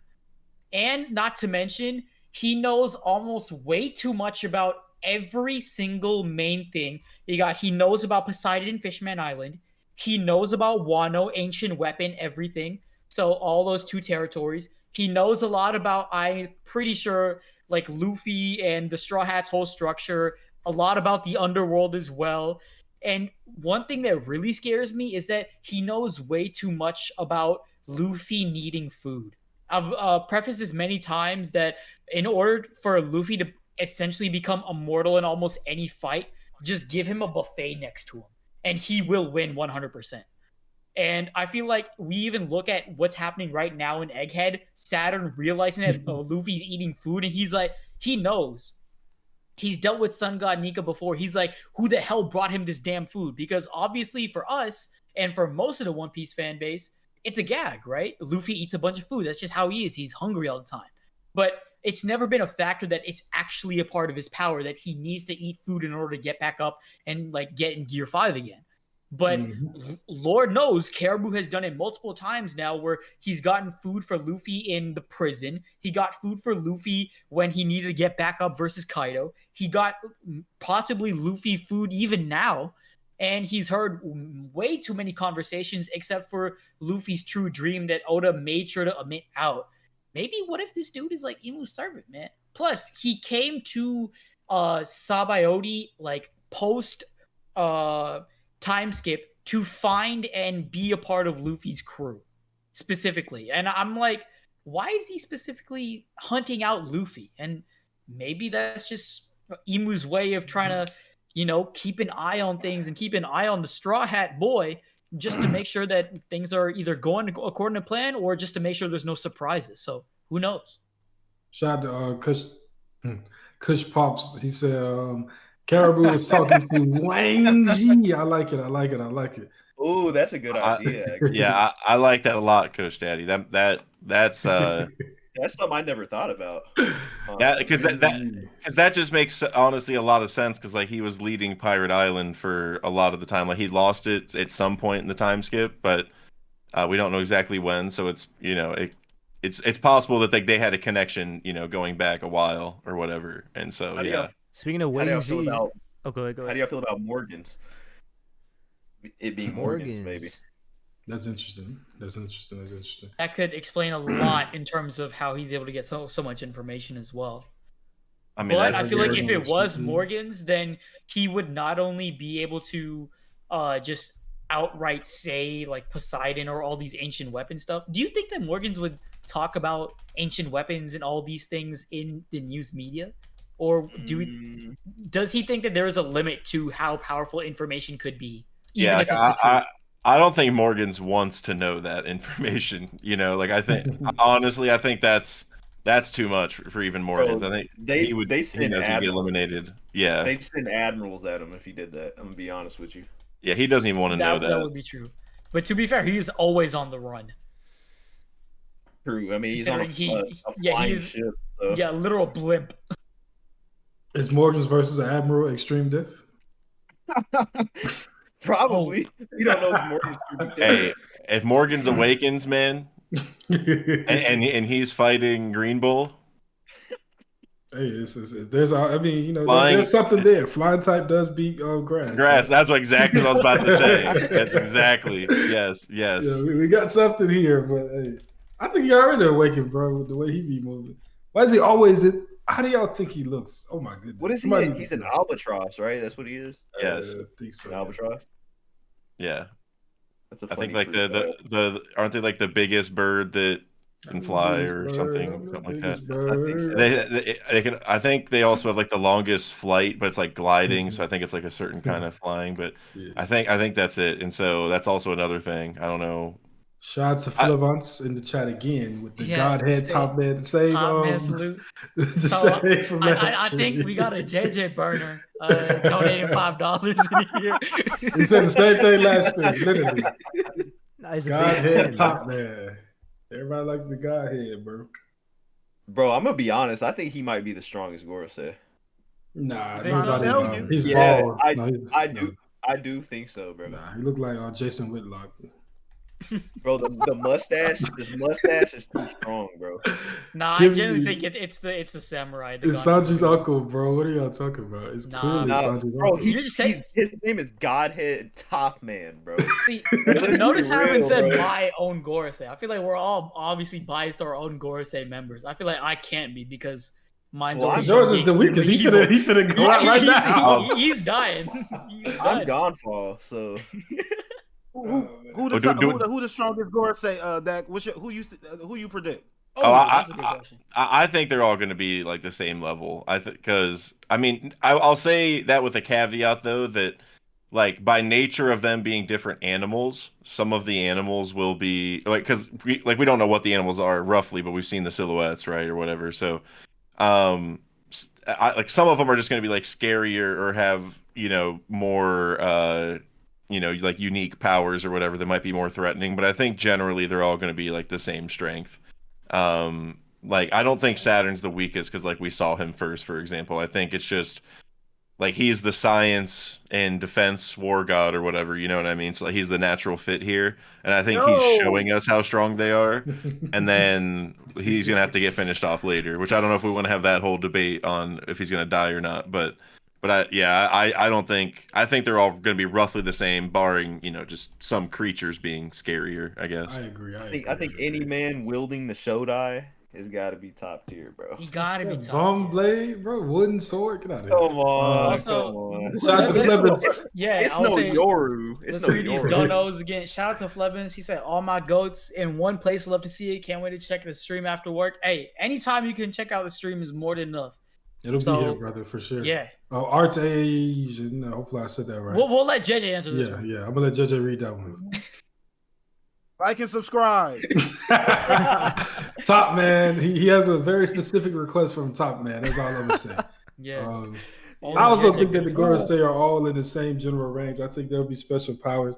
Now, if it was a case where they fought the Straw Hats and, Zoro obviously fights the second strongest guy, with Emu being the strongest, then, you can make that argument that it would be Gandhi, but I do think they'll all be general. But obviously, Zoro fans going to say. I think you mentioned earlier, I know you said it's a joke, but I think Sanji's uncle might be top one, bro, because the reason why is because I feel like when it comes to the Gorosei, they just look old to me. They look frail.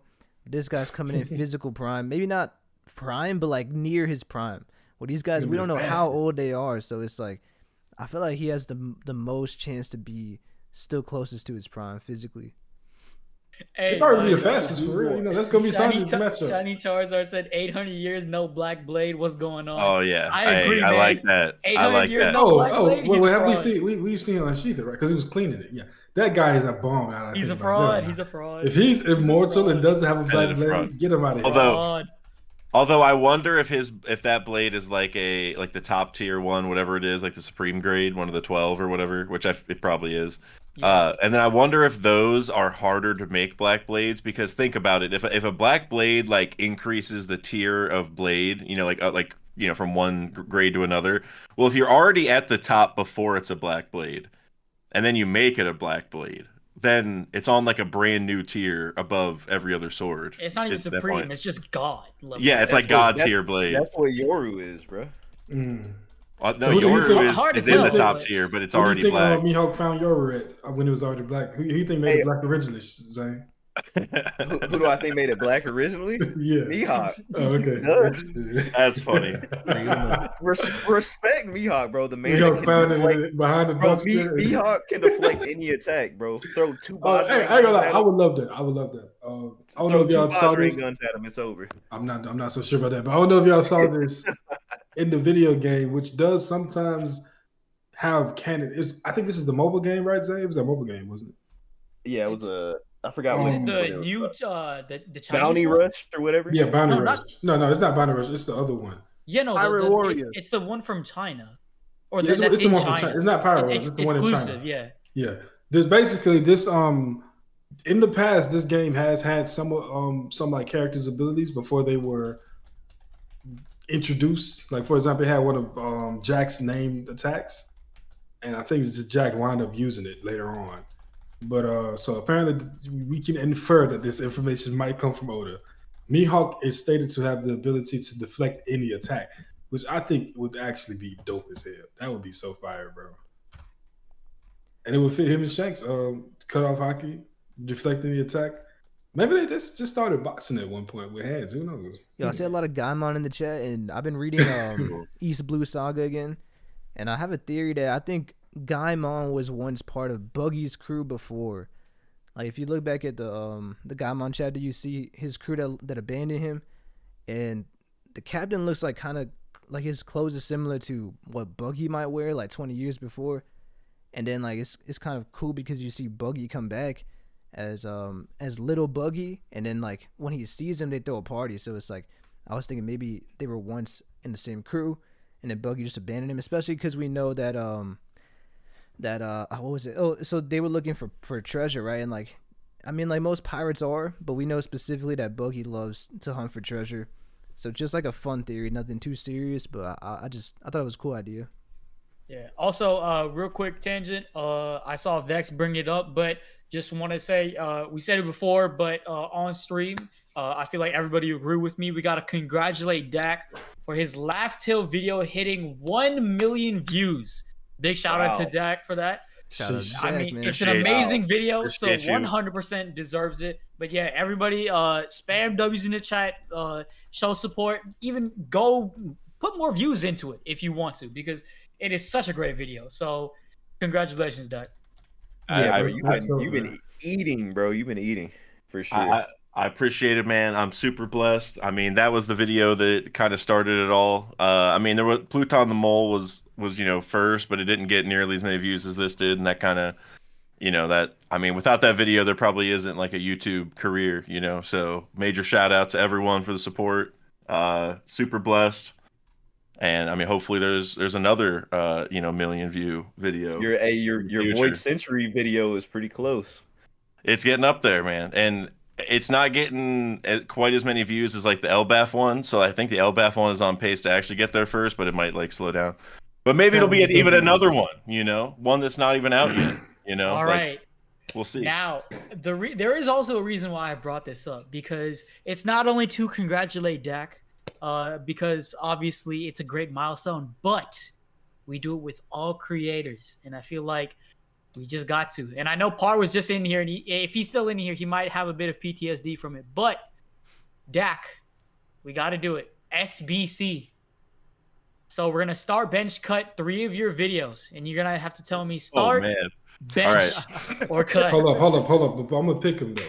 And I'm going to choose my science behind why I'm picking the ones I pick. Yep. I've heard you talk about your mode theory, I think, more than anything else, right? Okay. Is it a stretch to say that's your favorite theory?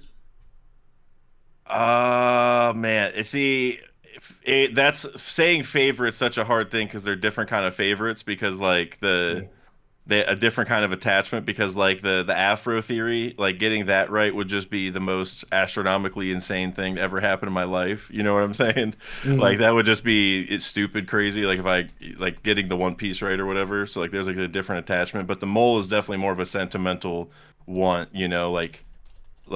that would be pretty personally crushing if that was wrong. So they're different kind of favorites. That's three that are very important to you. Those are probably the top 2. I don't know what order. So the Laftale, the mole, and then how about your Rocks and Crocodile theory? How you feel about that one? That's one of my personal favorites. Oh, I'm definitely still a big supporter of that one. That one even gets better, I feel like, as time goes on. Now personal attachment though. I mean, someone on Reddit came up with that first, and I said it in that video. Like, I credited them for it. So, like, my personal attachment isn't quite the same. I've already thought in my head, like, if that ends up being true, the first thing I'm gonna say is like, y'all, like, someone else said this, like. Mm-hmm. Gotcha. But yeah. All right, Preach. What was you about to say? I was gonna say the NL one. The one with Aruj. Yeah. Yeah. Okay. I mean, I like that one. If I don't want to give him an easy one. I mean, here, let me go look at my own channel and I'll recommend one. Because I'm looking at your most viewed videos. Because some of my videos are like there are specific parts, but there's not like a big like Pluton as a mole is like the selling point of the entire thing, you know. But like some of them are like kind of broad ideas. You know what my favorite video is by you, bro? What's that?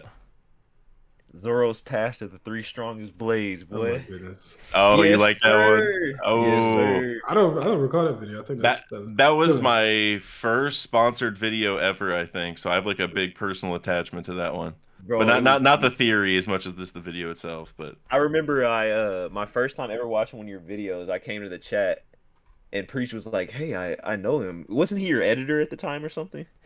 You remember when I came? I think I stopped editing maybe like a month before that or 2. Yeah, I was like, bro, this guy's videos are so fire. And Preach was like, oh yeah, I know that guy. He used to edit for me and all this stuff. I was like, bro, that's crazy. That's actually funny. And now you're going crazy.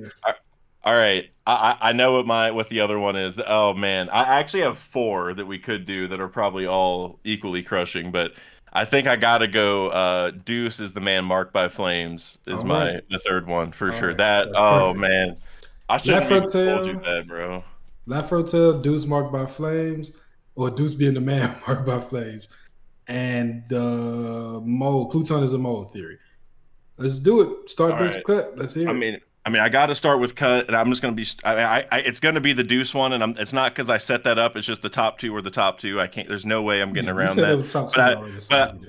But I'm just being honest. That it would be personally crushing if this is wrong, just because there's been so many man marked by flames theories, and you know I've started some agendas against certain ones, and I want that one to be right. That would just be so cool too, because that's like something that was introduced like after I started YouTube. Like we didn't know about it, you know, like until Kid mentioned it or whatever. And so for me, that would be like it's not as crushing as the top 2, but compared to a lot of theories, just like I said, just because it was something that came about once I started. That's just I don't know. It would be such a huge dub because it's like a random guy nobody knows. So that would be like I got a lot of stocks. Let me interject in regard to that. I mean, like as we're reading these chapters, Ace is just coming more and more a part of the story, whether it be Wano or these flashbacks dealing with Kuma. So maybe they're trying to tie in, have Ace in the back of your head because we about to introduce some of his crew back then too. I mean, it's not the worst idea. Yeah, other than Sabo and Luffy, there is nobody alive right now that has that kind of like really close. Almost familial connection with Ace. I mean, maybe you could say some of the Whitebeard pirates somewhat, but Deuce was with him a lot longer. Like I mean, it was like a few years, but regardless, you know, like the whole Spade Pirates thing, like he was there at the start. So from zero to hero. Yeah, like all the stuff all the connections the Whitebeard pirates have and Jinbei and whoever. Deuce has that plus the beginning, you know, so it's obviously more. So yeah, so it's a big deal. He met him day 1, right? So you read the Ace light novels, I'm assuming? Yeah, I read those and the Boichi manga because there are some additions in there that are debatably canon. But yeah, I just want to ask, if I'm not mistaken, didn't Ace and Deuce eat the fruit together? But Ace bit it first. Okay, I was just making sure. Okay, all right, my bad. Yeah, they split it in half, and tying to that, just because it's a good adjacent theory to mention right now. I actually think that chest, because it was in a treasure chest on a ship, and the ship looked kind of like Shanks's ship, like it had like a dragon figurehead thing on it. This is in the Boichi manga, by the way. Like we didn't get a lot of pictures of this, you know, in the novel originally. So that's why the Boichi manga is really important. But it looked like Shanks's ship, like it had the dragon figurehead. And it was in a treasure chest. And my theory, pretty much since the day 1096 dropped, is that chest that Ace found the fruit in is one of the chests from the God Valley incident, one of the 6. And the ship that he got it from that looks like Shanks' ship, that could have been Garling's ship because it, you know, like they might have the same figurehead or whatever. And so maybe that ship got like just blown away because it seems like God Valley blew up or something, right? Like it got erased or something. So maybe the ship flew away, like in Garling's prize being the flame fruit, flew away and Ace found it later.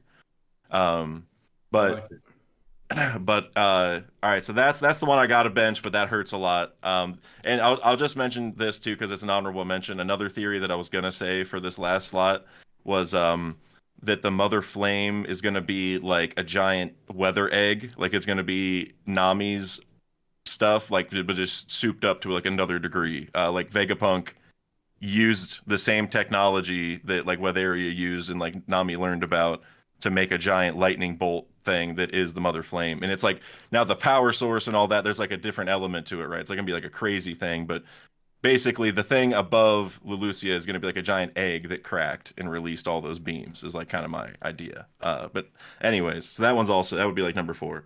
But all right, for the top 2, man. I mean, this is at least it's bench and start, you know, like because if you're on the bench, you still get in the game probably. Hold up. Start, cut. My bad. Whoa. Hey, man. Whoa. Make it interesting, brother. Start 2-way contract cut at least, or something like that. All right, we'll live with it. Man, I mean,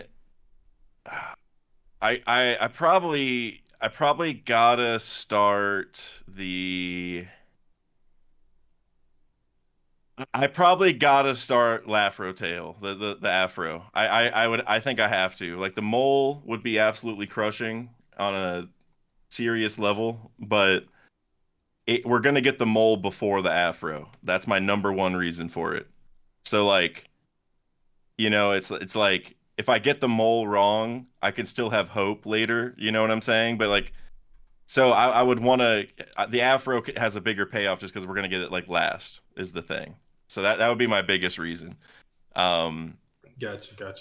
Like not that Oda would, you know, tell me this, but like if I could find out today, like one of those answers, I would definitely not want to know the Lafro Tail answer. You know, like that's kind of where I'm at. Like that's like Luffy at Saba Odi, a little bit. Like Pluton being a mole, that's like I found so many connections at this point to where if it's wrong, I'm not even gonna be like I would be upset, but my level of upsetness would be more at Oda for like why would you give me this many reasons to think it's true, and you know I'd be like just upset.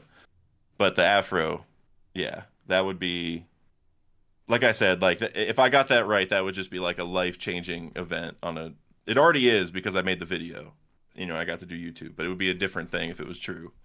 So yeah. I like it. Hey, very interesting answers. Solid answers. Very good reasoning.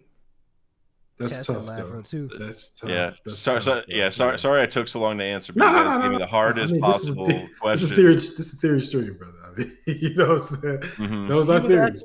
He was asking which one of your children you like the most. Like, I understand it's going to take some time. Yep. Like, Yeah. You literally, you could have put my 4 pets up there with like which one you taking back to the shelter, and I'm like, bro, you know, none. You know, I can't. Yeah, that's crazy. All right, man. Since we're on the topic of creators' theories, though, and this is a theory stream, I want to ask. I need everybody to give me some of their favorite theories from someone in the community that they did not create. Oh, I can. If you want multiple, I would love to hear it. Well, some. I want to say like the first one that comes off the top right away is I don't even know how to pronounce the name. It's like Drop the Pizza. Yep. Yeah, man. That theory that they made on the globe of One Piece was fire, bro. Like the pulse swap. Yep. One. Yep. Yeah. That's my favorite theory of last year. I definitely recommend you go that's check it out. That's the name of the channel, Drop the Pizza? Yeah, it's like a Japanese channel, okay. But they have captions and everything. I'm pretty sure they do. But yeah, that's a fire theory. Yeah, there's some definitely good stuff over there. Like some of the ideas are like most of their theories are like real crazy, like big world kind of changing theories. You know what I mean? Like endgame kind of stuff. So it's like, you know, for me, it's whether I completely believe them or not, it's hard to say. But they definitely bring up some points that I'm like, all right, that's like pretty crazy. Yeah, it's cool to see like the Japanese content creation is like it's so different from what we have. Like their style is a lot different. It's just cool to see it. I like it. I like it. So that's your answer. That's your only one that you want to bring up. Yeah, that's the one that just came off the top. I'll probably think of some more though. Okay. Thunder up 62 on the Blades. What's going on tonight, bro? Hey man, I'm just saying, in my eyes, it's not even a theory. It's just canon that we just haven't experienced yet. We had Hidden Island on here. We was telling him about that Shanks and Mihawk being. Yup, I made sure I spoke first. Yup, that one theory. Like, I think he made maybe 2 or 3 videos about it, and like the way he explained it is just so logical. Like, Hold on, which one are you almost be talking about? disappointed if it's not true. Which one are you talking about? Shanks and Mihawk being crew members initially, and Okay. maybe they had some type of fight. Yep. Yeah. I'm with that too. I'll say it I was see a one. good I agree. video, but I can't agree. agree with the theory, man. Like I can't see Shanks and Mihawk on the same crew. I I can't mean, see they're not it. anymore, brother. No, I mean I can't see it ever. Like, Nah, I get what you said. but I do like the idea of it with like the what was it called, the fight? What is it, the long range island fight? Mm-hmm. Oh, Davy Bag Davy fight? Bag fight. Yeah, the Davy Bag fight. Yeah, that was Best cool. fight in One Well, Piece. I guess there can be a Yonko and then someone stronger under the Yonko, like with Buggy's crew. So I guess it could work. Well, Buggy is are we sure the that Mihawk is perfect stronger than counter for Mihawk. So Well, let Mihawk put down that sword real quick, throw some hands, it's over. Yeah, I got you. A better theory is Mihawk being Rayleigh's dad. I've seen that a lot too. Chad, what's the best theory? Wait, Chad? Mihawk being Rayleigh's dad? I mean, no. Actually, Hold on. yeah, I just read that. He said that. That's not. I'm meant assuming Rayleigh's he son. meant. Yeah. Well, I'm going to pop in with another theory from Hidden, which was the Aka Inu and the Admirals and Generals coup d'etat theory. I mean, when he goes to all the actors the roles I the love Aka that one. Inu's actors played, and how he eventually wound up turning on the people that he was working under and leading his own charge. And it just fits with. I think right now what we're seeing with Kizaru and Saturn is going to lead directly into that. That's just an amazing theory. It's such an amazing put together video. I just got to show him love for that one. That's probably like my top 5 favorite One Piece video. But I'm gonna just throw in another one from Ors. Shout out to Ors. The theory bro. about Laftale, but just the specific part where he was talking about the different treasures that would be at Laftale. And it was all of the things that the Straw Hats were naming at that one part in the story. You know what I'm talking about, right? Yeah, the Laftale video. Yeah. Yeah, he was talking about like a bronze statue, a refrigerator, like things that they was named. I think it was in Skypiea, bro. That was like mind blowing. Yep. Yeah, there's a chapter in Skypiea. It's called like something about treasure. So yeah, Bro, that it was a amazing, fire bro. theory, man. Like that whole theory, and like I know the idea of like Luffy being the One Piece just sounds crazy, but man, like the way he explained it was just. Bro, it blew my, incredible. like literally. Last but not least, not to be glazing or whatever, but the oldest favorite anime theory from Preach is clear 10 out of 10. I don't know if y'all seen that video yet, but Bro, that's an amazing video, bro. That's my one of favorite. like, I think that's my best video top five, ever. top five. I don't know if I could top that, bro. I'll be honest, like I believe that theory so much. Like that's the type of theory I would be disappointed if it's not true. Like, that one is so hard, bro. Appreciate it, bro. Shout out to RT. I'm gonna just say Asian, just to be fair. Hidden's Lafitte theory, if true, would be Hidden got a fire catalog, bro. I'm not gonna lie. Bro, he'll drop a video every like 4 months and it'll be the best video. Yeah, amazing. All right, Preach. God. Prince. Let's hear it, bro. I mean, it's not more so like a theory that like is very well known, but a video I want to shed light on, and it's Den Cushies from TLA. He made a very good video about Frankie, Nika, and Pluton, and I feel like he just dropped it, and it's a very I'm gonna put the link in chat, but it is a very good video and definitely deserves the attention and love. So shout out to Den Cushy, man, dopest in the game. But I really do believe that the idea we talked about before in TLA's chat on their big stream, bro. Mexican shakes. Yeah, I wasn't cutting you off. That sounds so cursed. I don't know why. Go ahead, man. But I was about to say, this idea that the 1,000 Sunny could even be an object that could possibly eat Kuma's fruit is such an interesting idea. So I'm just really, really open to the fact that like, what if the ship got a devil fruit? Like, what if the ship was able to travel all over the world. I mean, that's very insane to think about, but it's perfect for Endgame if you really do think about it. If you want to go to Alabasta, if you want to go to Wano, Fishman Island, all these places that need Luffy and are ready to support Luffy till the very end, how are we going to get there that quick? And the answer is the Sunny being able to teleport there via Kuma's fruit. So it'd be just very, very cool. And also very interesting because, you know, Kuma's last mission was to protect the Thousand Sunny. So what if, in a way, his fruit is continuing that mission by becoming a part of the ship? Hold on. I just want to throw this out here real quick. Everybody watched the last episode that came out? No, I didn't see Last it yet. episode. First of all, it's an amazing episode. Oh, Yeah, the the animation opening. with the Oh, yeah, I saw it. Yeah. Yeah. The VV Such a breath of fresh air. Yeah, it feels, bro. Leaving Wano is just, it feels Wait, like. can oh I my ask? goodness. Do you like the animation better? I do. The animation, not from the open. The open animation is good, but if One Piece looked like that, I would be animation pissed better, off. but I think the art style is kind of. I gotta get used to it, man. I feel like one thing I saw, and I saw this from JJK fans too. When they simplify the art style, the fight choreography can get so much better. They did that from season 1 and 2 in JJK, and you can definitely see a difference. I think that's going to be the case with it because that bird dance that Zoro did was beautiful. I didn't like sitting there with JJK. I didn't like the art style as much. Bro, to me, that sequence between Sukuna and I didn't want to spoil it, say the name, but it's been out for like a month now. I hope y'all seen it. I mean, okay, all right. The sequence between Sukuna and Maharaga, I think that was insanely animated, and I really did like that one. So if One Piece could weekly get to that level, it's over for any other anime. That's a tough axe. I think we'll get it in certain it's tough for Galaxy sure. Impact, Shanks and Kid. Maybe we get like a nice scene from that. But yeah, my son right here, he decided to come say hey. What up, Dallas? Some people like to call him Dallas for some strange reason. I don't know why. But yeah, he'll say hey. Now he's trying to take the mic and take it out the room with him. But yeah, anyway, there you go.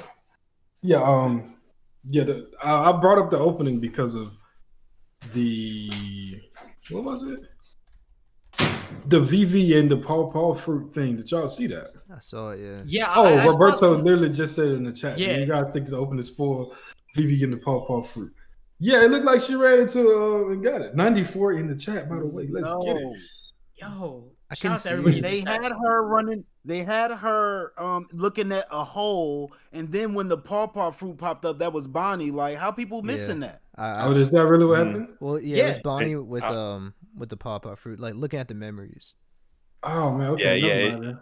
Well, yeah, I mean, yeah, like Vivi's there for a second, and in my opinion, Oda is aware of the Vivi Paw theory. Like he talked about it in SBS. So, for one thing, like he's probably aware of like that being in there, and so the chance of him trolling us is just as high as like a spoiler, Ladies and gentlemen, it is a 100% possibility that Oda is always trolling.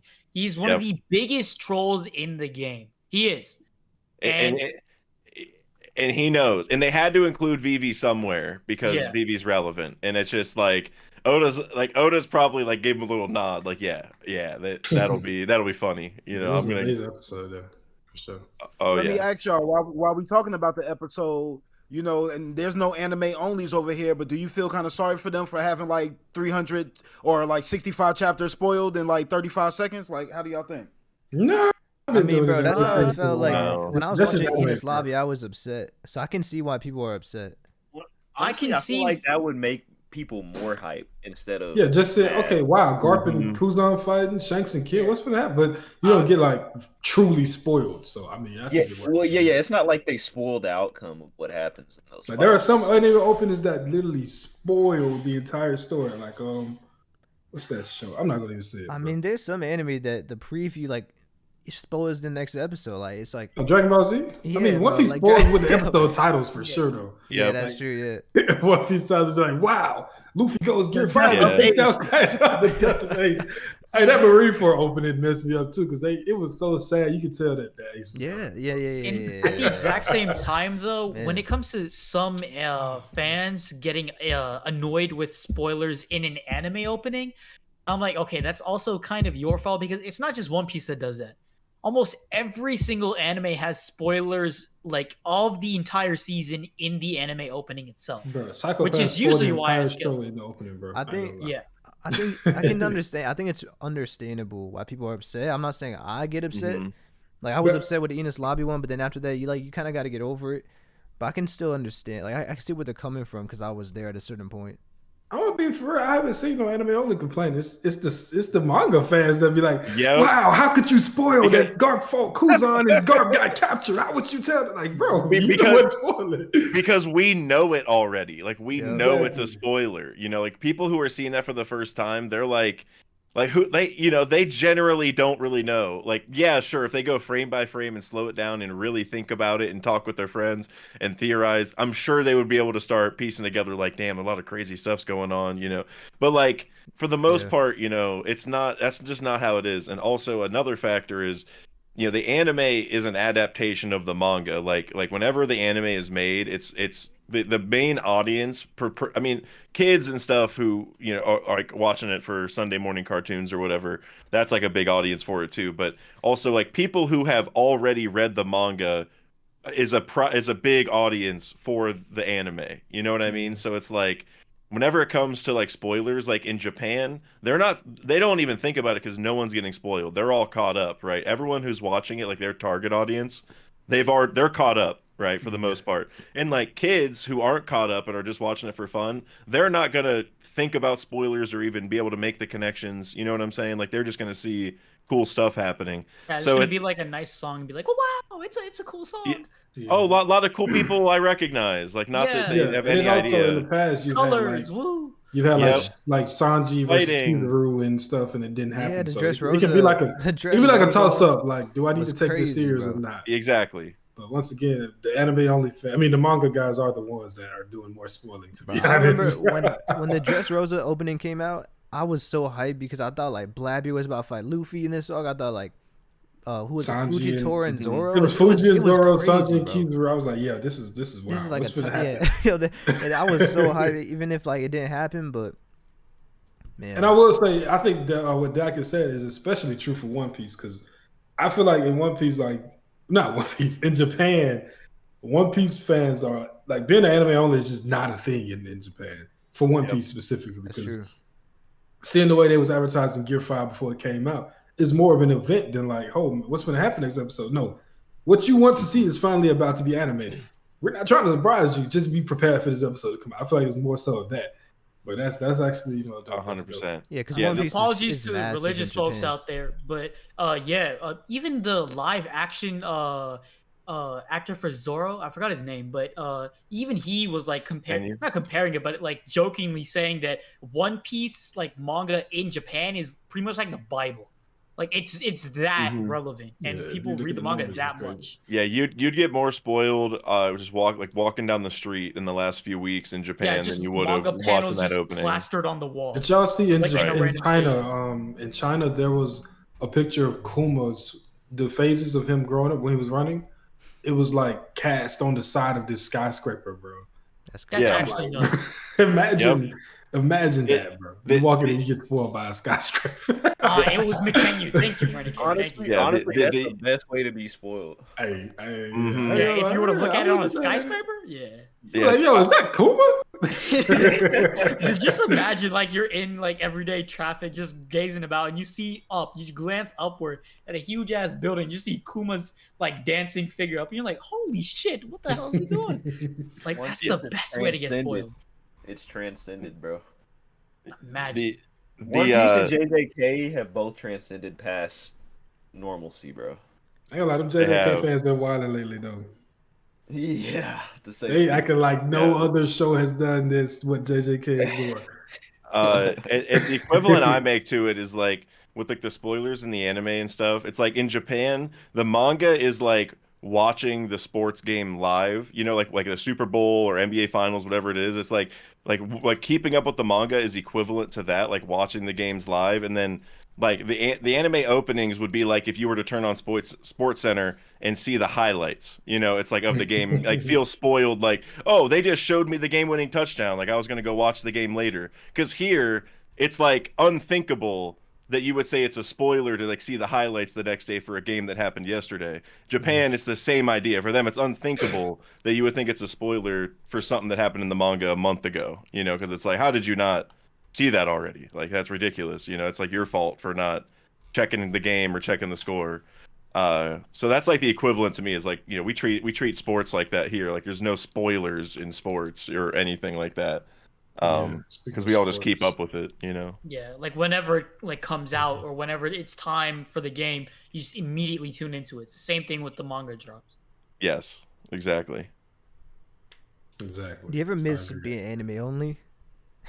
No. Like you miss You know the what? simple times of just. I've actually thought about this. I do because not. I would, if I had the chance to just like forget my memory about One Piece and watch it all over again, including what we now have with Gear 5, I would instantly do it.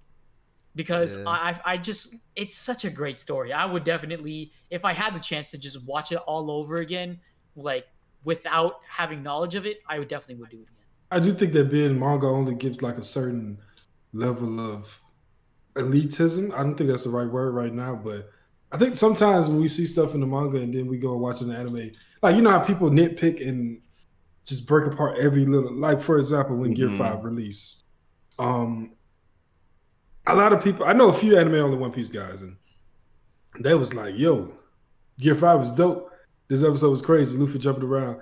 They're gonna talk to the manga fans, and they're like, "Man, Luffy did this for 5 seconds, and we could have got this and that." Yeah. I do think that being an anime fan, like only guys, a little bit more pure, if that makes sense. You know what I'm saying? A little more naivete, you know. Yeah, you're sure. like the sense of wonder, like what's coming next. Exactly. I'm not like tainted. It's almost like I would almost make the equivalence to like Luffy, where like before and after he found out about like the road poneglyphs, because it's like once he got like then and now it's like serious, like it's like not even, it's not just going island. I mean, it is to him a little bit still, but like generally it's like now there's like a target specifically. Okay, we're gonna get these, like there's like a job to do now, you know, like at the it's like they're taking it serious, but like for most of the story it was just doing whatever they felt like. So I'm kind of like bro. that a little bit. I just saw the This is craziest thing in the hilarious. chat, Yeah. bro. Yes, bro. Oh my god. I tried so hard not to laugh. I'm sorry, bro.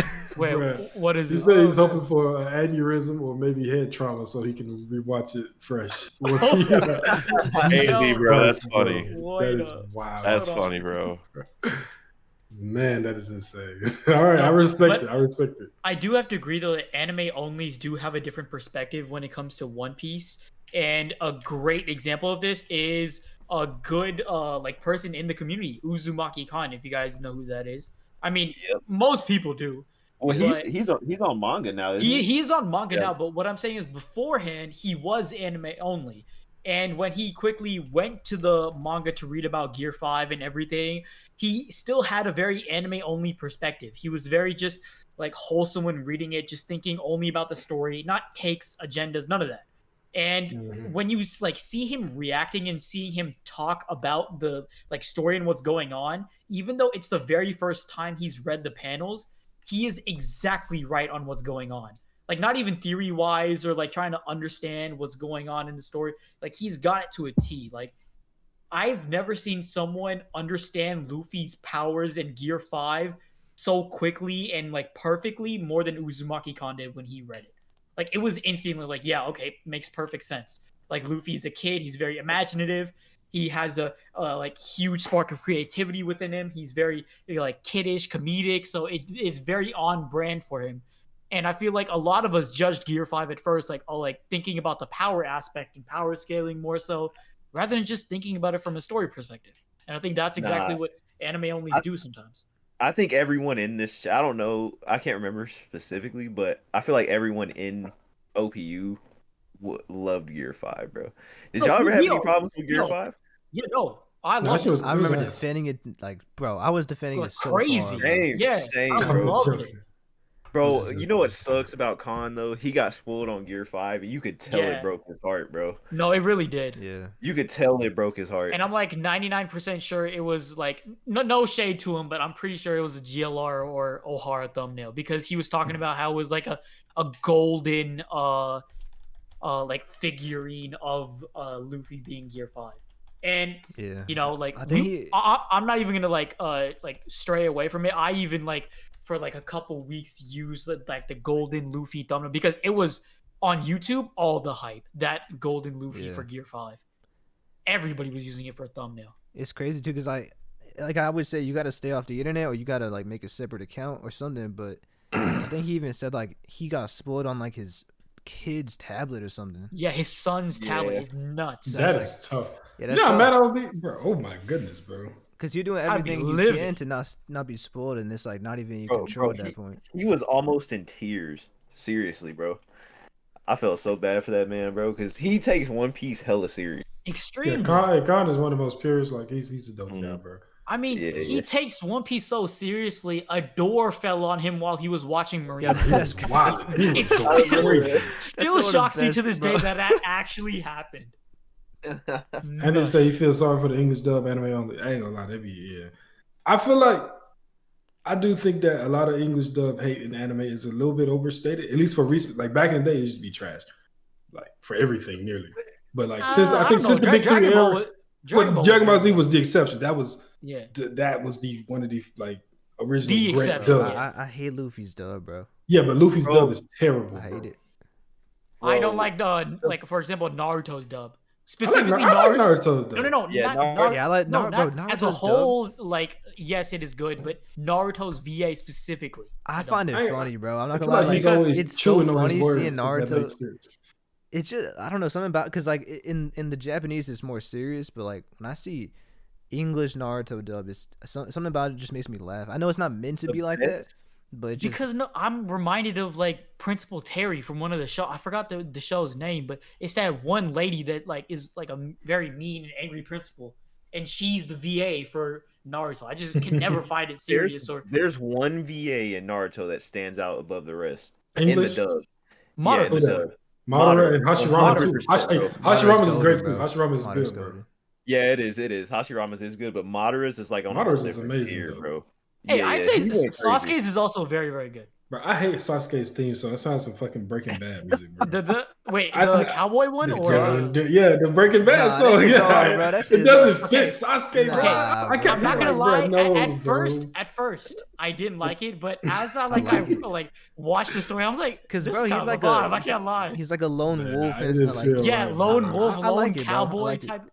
I Yeah, no. kept hearing it every time Sasuke would come around. I was like, I know this is not his team, bro. Y'all not finna fool me, bro. There's no way this is Sasuke. Bro, I'm telling you, it was kind of cold because when I was like so invested into the Fourth Ninja War, right, and everything was going on, Naruto was going insane, Obito just got revealed and all of that, everybody's going crazy, and then all of a sudden I hear the guitar theme, the lonely cowboy I coming like out, it, bro. I like it and a lot. Sasuke has the what you call eternal Mangekyo Sharingan. I was like, bro, it's time. Like Speaking of things, themes, it's going. You know, like I did like it. how did y'all So feel it's about later on. Emus? How did y'all feel about Emu's theme in the new Bro, episode? I just want to say, I think that scene was crazy. That's my favorite scene of that episode. I've heard that before, though. I don't think that's Emu's theme. I've heard that before. Where have we heard it for? I I've can't never recall. heard that. It's been in one, bro. I promise I've heard that song in One Piece before, bro. But either way, it's a 10 out of 10. It's amazing. That scene was perfect. Was so good. That shit had me up. That shit cleared the manga. I don't care what nobody I said. agree. I agree. It Oh, did, 100%. it did, bro. for It did. sure. Mhm. For sure. I But think that like theme had me up dancing, bro. there's so many Sorry. misconceptions when it comes to like anime versus manga things. There's gonna be a lot of times where the anime is gonna do like the manga much better because at the end of the day, even if the story's like being revealed to you for the first time in the manga, it's still a page. It's still like a panel. It's a picture. It's And not gonna be Oda- like Oh yeah, the whole Oda can flame add grid. more. Oda can tell him to add more. sound afterwards. effects, like music, when he, themes, emotions being displayed like through animation. There's a lot of things that you can add to anime that just makes a panel better. And that moment definitely. But you know how crazy it'd be to see that anime only? Bro, imagine Emu, like you have no idea, like He finna wipe an island. Because I was watching. I watch it every time it comes out, and my girlfriend watches them with me, even though she's not really caught up to One Piece, but she has a general idea of what's going on. So she's watching. She's like, "Who is this? Why is this Goofy? What's up with his arms? Even his arms did look kind of crazy." So and I was just watch it. And I didn't think it was going to deliver it like that. She was like, "Okay, this is crazy. This is not it. This don't even feel like One Piece." That's what she said. And I was like, "That's 100% true." Yeah, it feels like. And then her little brother too. I thought there was a chance that somehow maybe the people got off the island, but the anime made it. Oh no, they're done. That was They're good. All of them are good, bro. Like dead for sure. And there was children. There was children in that. Hey, no, there were some people with Sabo, but for the most part, yeah, they are cooked. Yeah, I'd say like 90% of the island inhabitants died for sure. They got him out of there, bro. That was crazy. Like maybe since Sabo got away, some of the other people did. Nah, that was crazy. Okay. They made the Mother Flame. They made the Mother Flame look 10 times more potent than it looked in the manga. In the manga, it looks like just 16 beautiful. Beams. Yeah. But in the anime, it's like constantly pouring down wrath. Yeah. It looks like crazy. It's something to reckon with. You know what I'm saying? It's the way that they drew the void in the century, not the century, in the sea, it looked crazy, bro. Now, my bad. Go ahead, Judge, because you have been quiet. Let's hear you, brother. Let's hear it. But I was just thinking in regards to everything that happened in the chapter. Did they ever give us that look back? Like, you remember when we read the chapter initially, we was like, Sabo's like look like he's looking like in the distance and seeing what's going on. Did they ever give us that particular part? Or they showed Sabo looking back, but they didn't give us an idea how far away he was. Or like where his position was. I really don't remember that. I just remember him talking, and then Jupiter was like, "Yeah, cut it." That's just all. Hey, the way that I wish they would have said the Lucian, like this is a never part existed. This is a part of being that manga elitist thing where you want everything to be the same. The delivery was still amazing, but I wish they would have said Lucia never existed instead of it was never an island or whatever they said in the anime. Shout out to Vex, man. Shout out to Vex for another 10 gifted subs, bro. That's a lot of money. That's my goat. That is a lot of damn money. So wait, what is that? 30 for the stream? That's 30 gifted for the stream. 30 for the stream. 30 gifted from Vex and Huncho for Emu. Not Emu. Big Huncho. Vexy. Thank y'all Vex for paying my rent. Probably dropped like 100 memberships in like the past month and a half, like for real. Thank y'all for paying my rent, man. That's all I'm gonna say. Appreciate you. But no, man. We always go try to get out of here about 9:45ish, which is 15 minutes from now in my time. So, we got 100 real quick. I was just about to say we were at 99 likes. Major shout out to the chat. Or since that's 99 for me, I just refreshed. Yeah. It's a 99 for me too. Vex well, we need to get to 100. Who's going to be the 100th like? Everyone who hasn't liked. Do I need to make a boss call to some of my partners? Y'all know. No, you can't. You can't steal it. You can't steal it. Nah, come on, man. You can have 101, 102, 103. Nah, he can have 101 to 115. Or 115. That's what he has. You got more burners than KD, man. Hey, we hit 100. Major shout out to the chat. That's amazing. Let's go, Andy. 100 likes. Thank you so much. Huncho gang. Let's get it. That looks beautiful. 103 is crazy. I love it. Oh, dang. Y'all see, beautiful. Does make it. Yes, man, this is a hype stream. Yeah, I know. Crazy in the chat. I hate we guess the one we got to get out of here early on. That sucks, right? I know, it's nuts. It's all right, though. Like I was saying, we probably going to wrap it up in about 15 minutes. So is there any other specific topic y'all want to hit before we get out of here? Well, I'll say this. Chat, spam some questions if you got it. Maybe we'll try to run through some. Just about to say, just like how JJ, Krow, and Zane were going through topics, drop topics, man. If you want to hear something. I got a question for our guests. I was wondering what your predictions for Egghead. How do you see the finale coming? Well, I don't think this punch is landing. We can start there. Welcome to the game. Wow. Yeah. Welcome to the game. I hate to say it, but that's the type of thing where if it landed, Oda would have shown it at the end of last chapter. The reason he didn't show it is because he's not trying to disappoint us, like with a cliffhanger like that. Like it's gonna start with Saturn dodging it or putting the gravity on, whatever. But that's not to say that Kuma won't do damage eventually, though. What I think is going to end up happening, I guess I'll just give the super quick version, is I do think Dragon's still going to show up. There's going to be a situation where like Dragon, Kuma, and Saturn kind of have like a little bit of a tussle where like basically Dragon and Kuma can hold off Saturn so that the rest of everyone can start doing their thing and trying to escape, essentially. And then they'll escape probably with the ancient robot. Like he'll replace the Vega Force, like with the because that got destroyed because Luffy got kicked through it, which is crazy.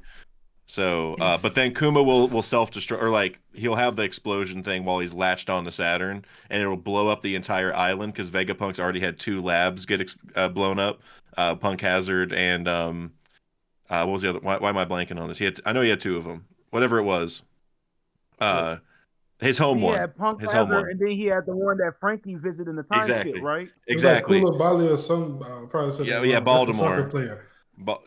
So then he needs a 3rd one because just a set of 3. So I think Kuma's gonna explode and blow up Egghead and be latched onto Saturn, but it won't kill Saturn, but it'll probably like leave a scar of some kind so that he's he'll be reminded of it or whatever. But I don't think he's gonna die.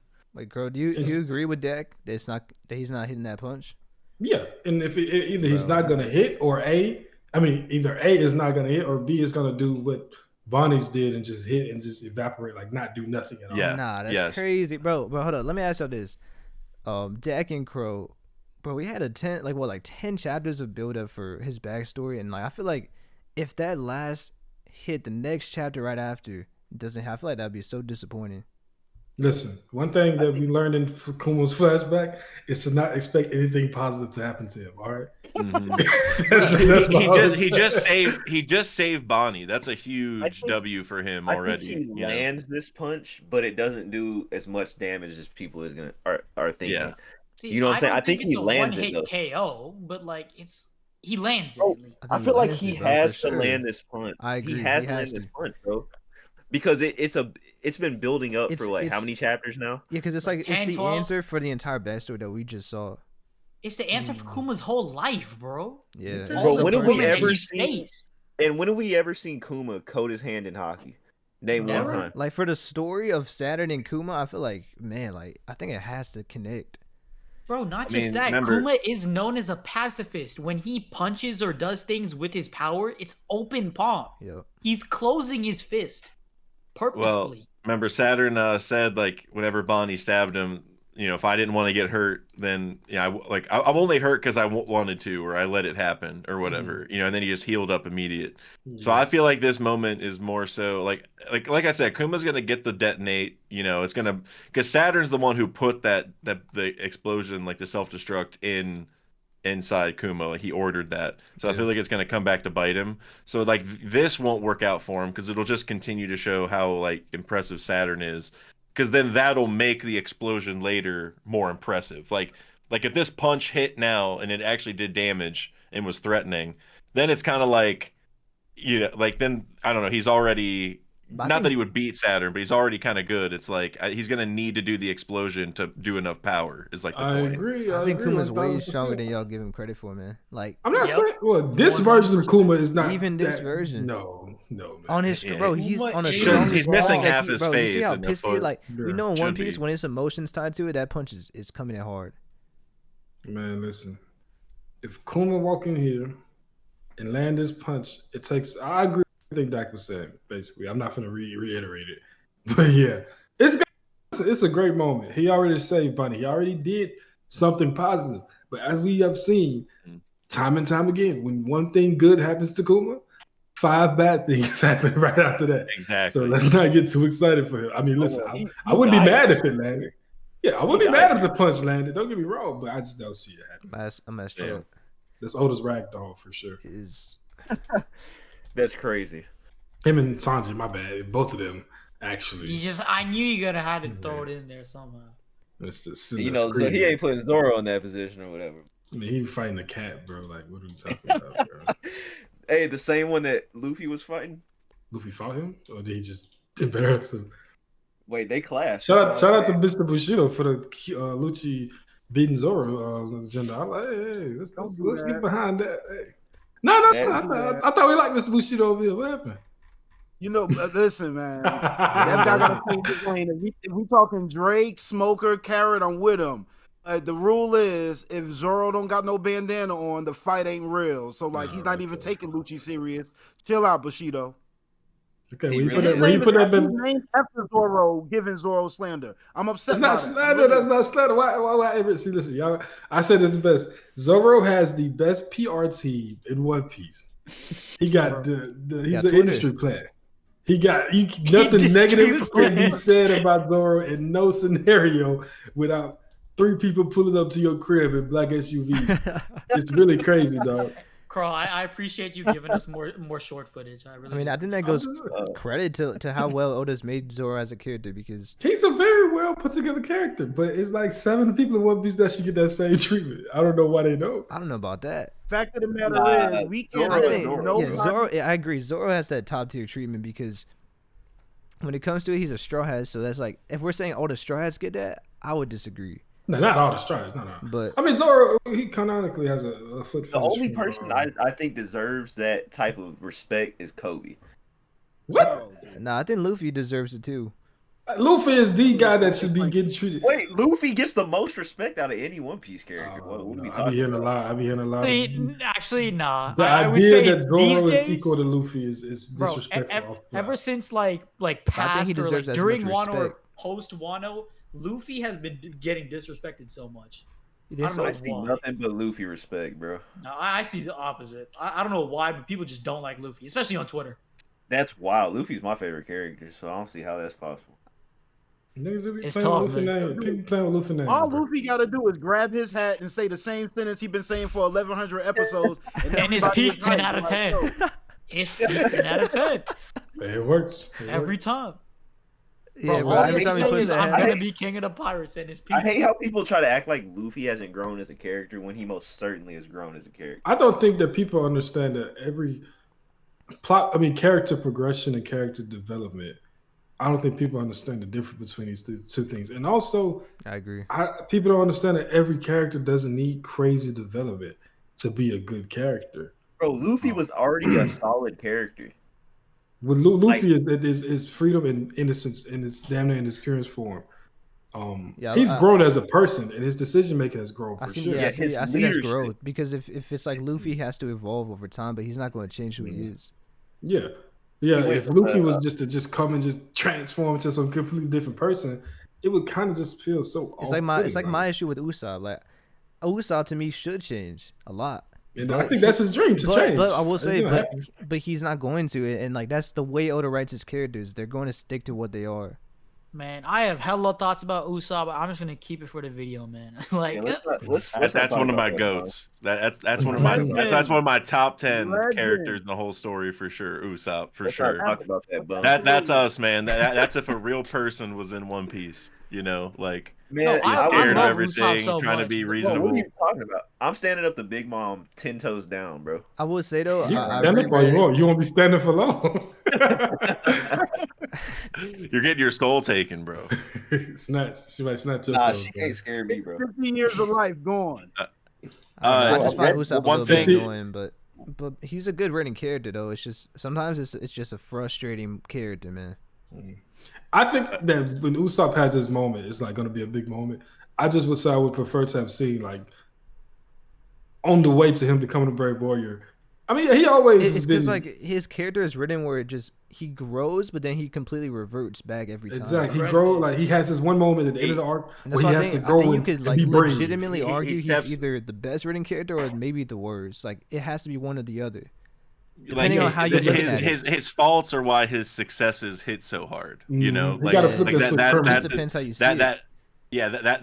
That's his character. Is like he's like a normal person that always wants to run away. Like he's in these crazy situations that he has no business being in and can't compete, or that's how he thinks. But then, you know, when when push actually comes to shove for him to like have to like he's the only one who can do something.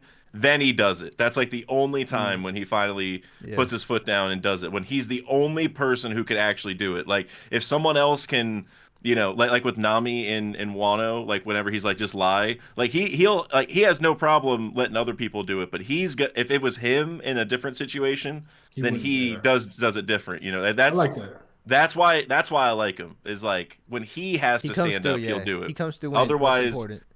but That's he true. says he won't. Otherwise, like he acts like like whenever he's like, oh, I would lie. If I was getting tortured, I would just tell him everything or whatever. Like whatever it was. Like I would it. Yeah, he's great in my opinion. But I can definitely see the frustration because like up until that moment happens, he It's alright, doesn't. man. But Yeah. before that, it's tough. It's But just bad. Yeah. but it's like the God constant Usopp tug of- stuff. Dressrosa, like man, like he's had some amazing moments.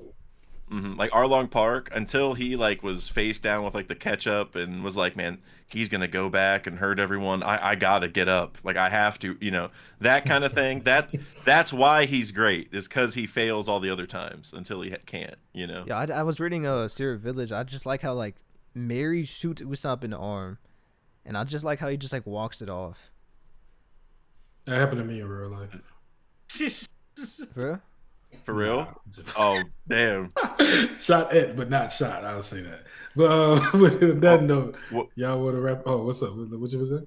There's just one thing earlier I wanted to comment on when you guys were saying like Luffy's growth or whatever. Just one thing was, and you guys kind of got to it, like the kind of leader aspect of it. Like we saw that with Vivi when like he was gonna like start fighting the Drum Kingdom people, and he had to like they needed a doctor or whatever.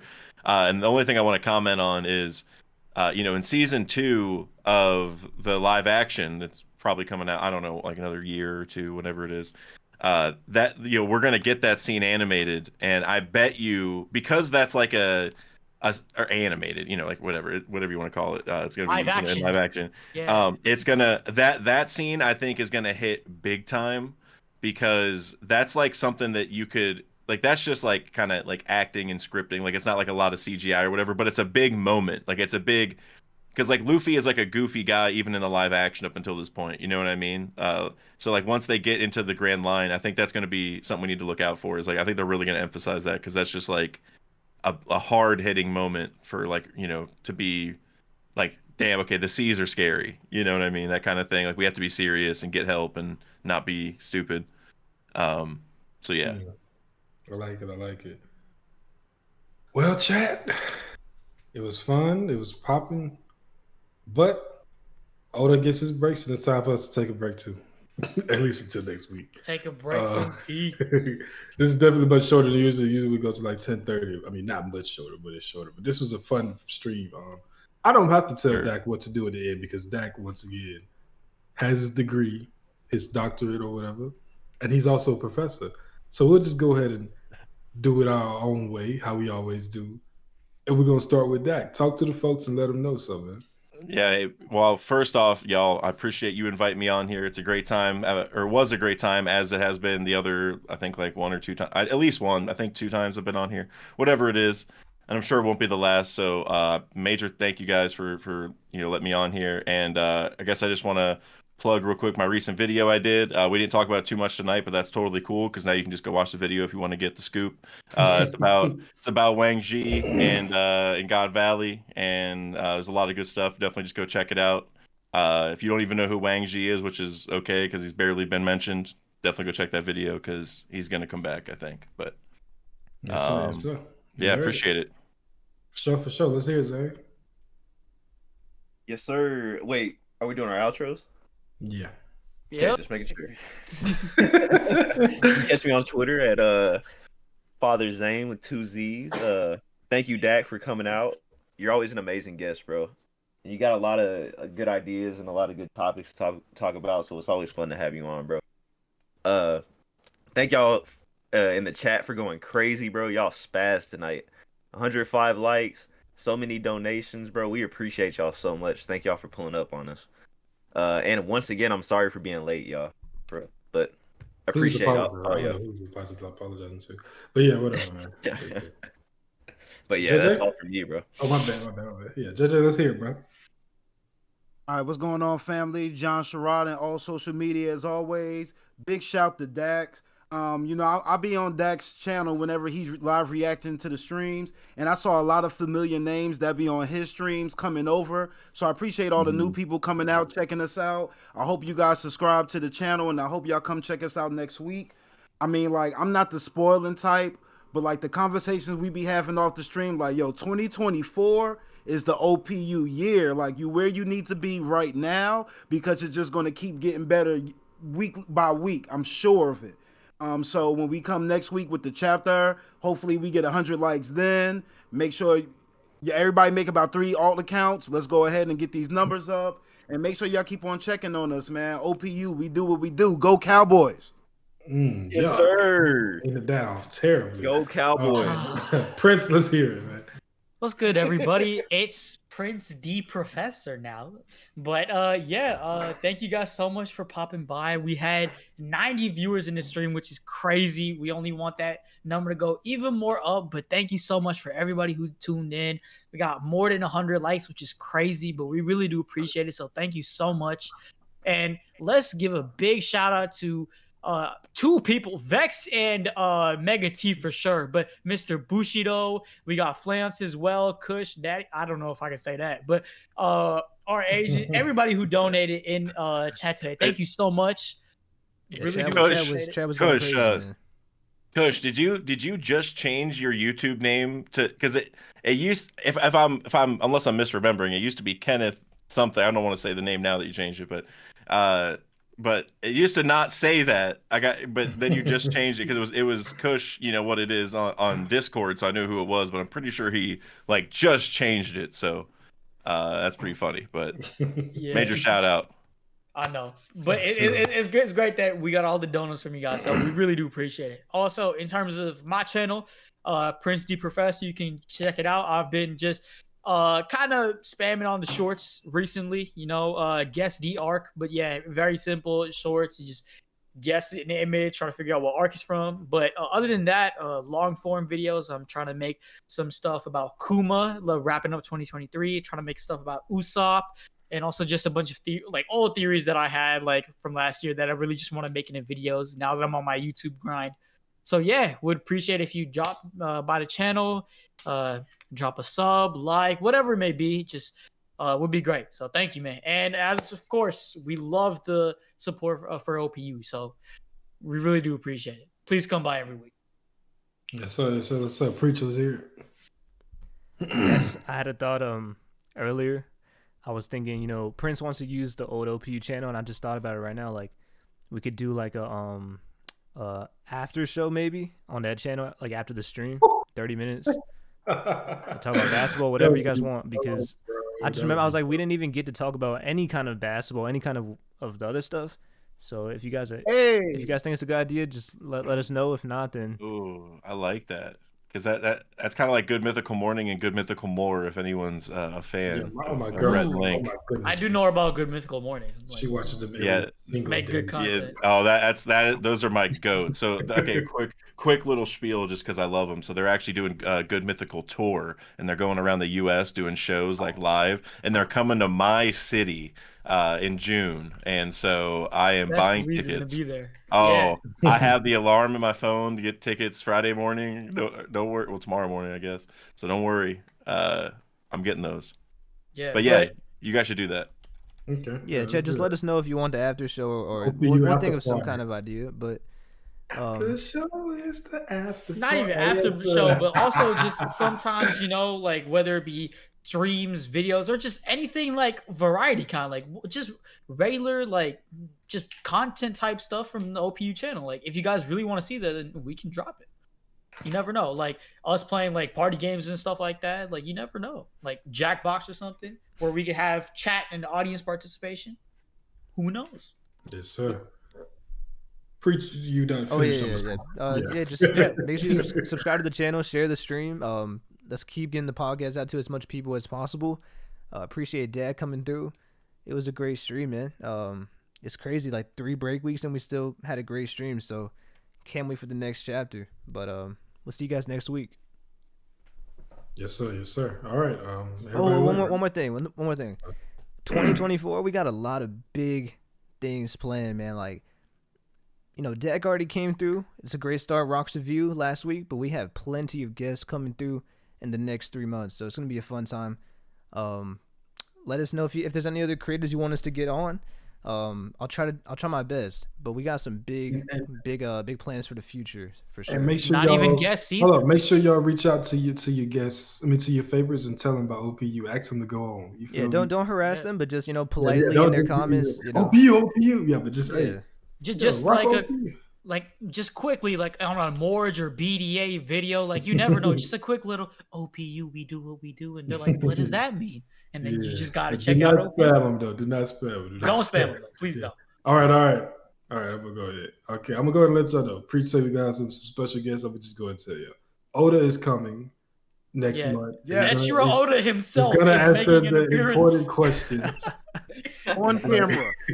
He's gonna let y'all know Shanks and Mihawk and other stories. I mean, other questions that everybody has. Yeah, it's gonna he be his said version of SBS, basically. He said he'll answer every single thing you ask, no matter what. So Right. Yeah. So make sure In y'all fact, put the he's questions also in the doing comments. a face reveal. No more fish avatar form.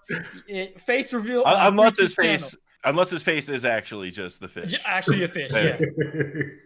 So In yeah, which case, man. he is a fish man. But We'll have Oda in February and a couple more legends though. I'm not just playing by Oda, but yeah, let me stop. Anyway, appreciate y'all for coming through. This is a dope stream, probably our most watched, I think, concurrent at least. And it was fun. A lot of good conversation, a lot of theories, a lot of just good discussions in general, and an active chat. I love Sure. it.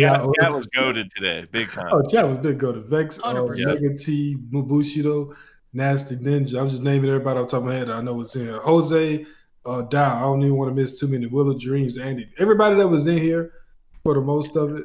Appreciate y'all, bro. Man, Y'all are legends. once you start listing off the names, it's a slippery slope because I do the same thing. I'm like, man, all right, now I don't know where to stop because like it's not. I don't want them to think I stopped or like the goat list stopped. Like the goat list is Brandon endless. King. Let me just Brandon King. Like let me keep going. Exactly. We could do this all day. So I will stop. You know, I'll so go. if I didn't name you, then if I didn't name you, then just get on a burner account and comment and call me trash. I wouldn't be mad at it. There you go. But yeah. it's okay. Or It just boosts the next week stream show anyway. up and make sure you leave more comments so we can acknowledge you. You know what I'm saying? Exactly. You be speaking on the names we see regularly. You got to come back next week and we got to see you more regularly so we can speak on you more regularly. That's how it works. Exactly. And there's some guy named John Sherrod in the comments too. I don't know. He just be talking. Yeah, and he's John Sherrod on all socials too. That's what I heard. On every social media out here.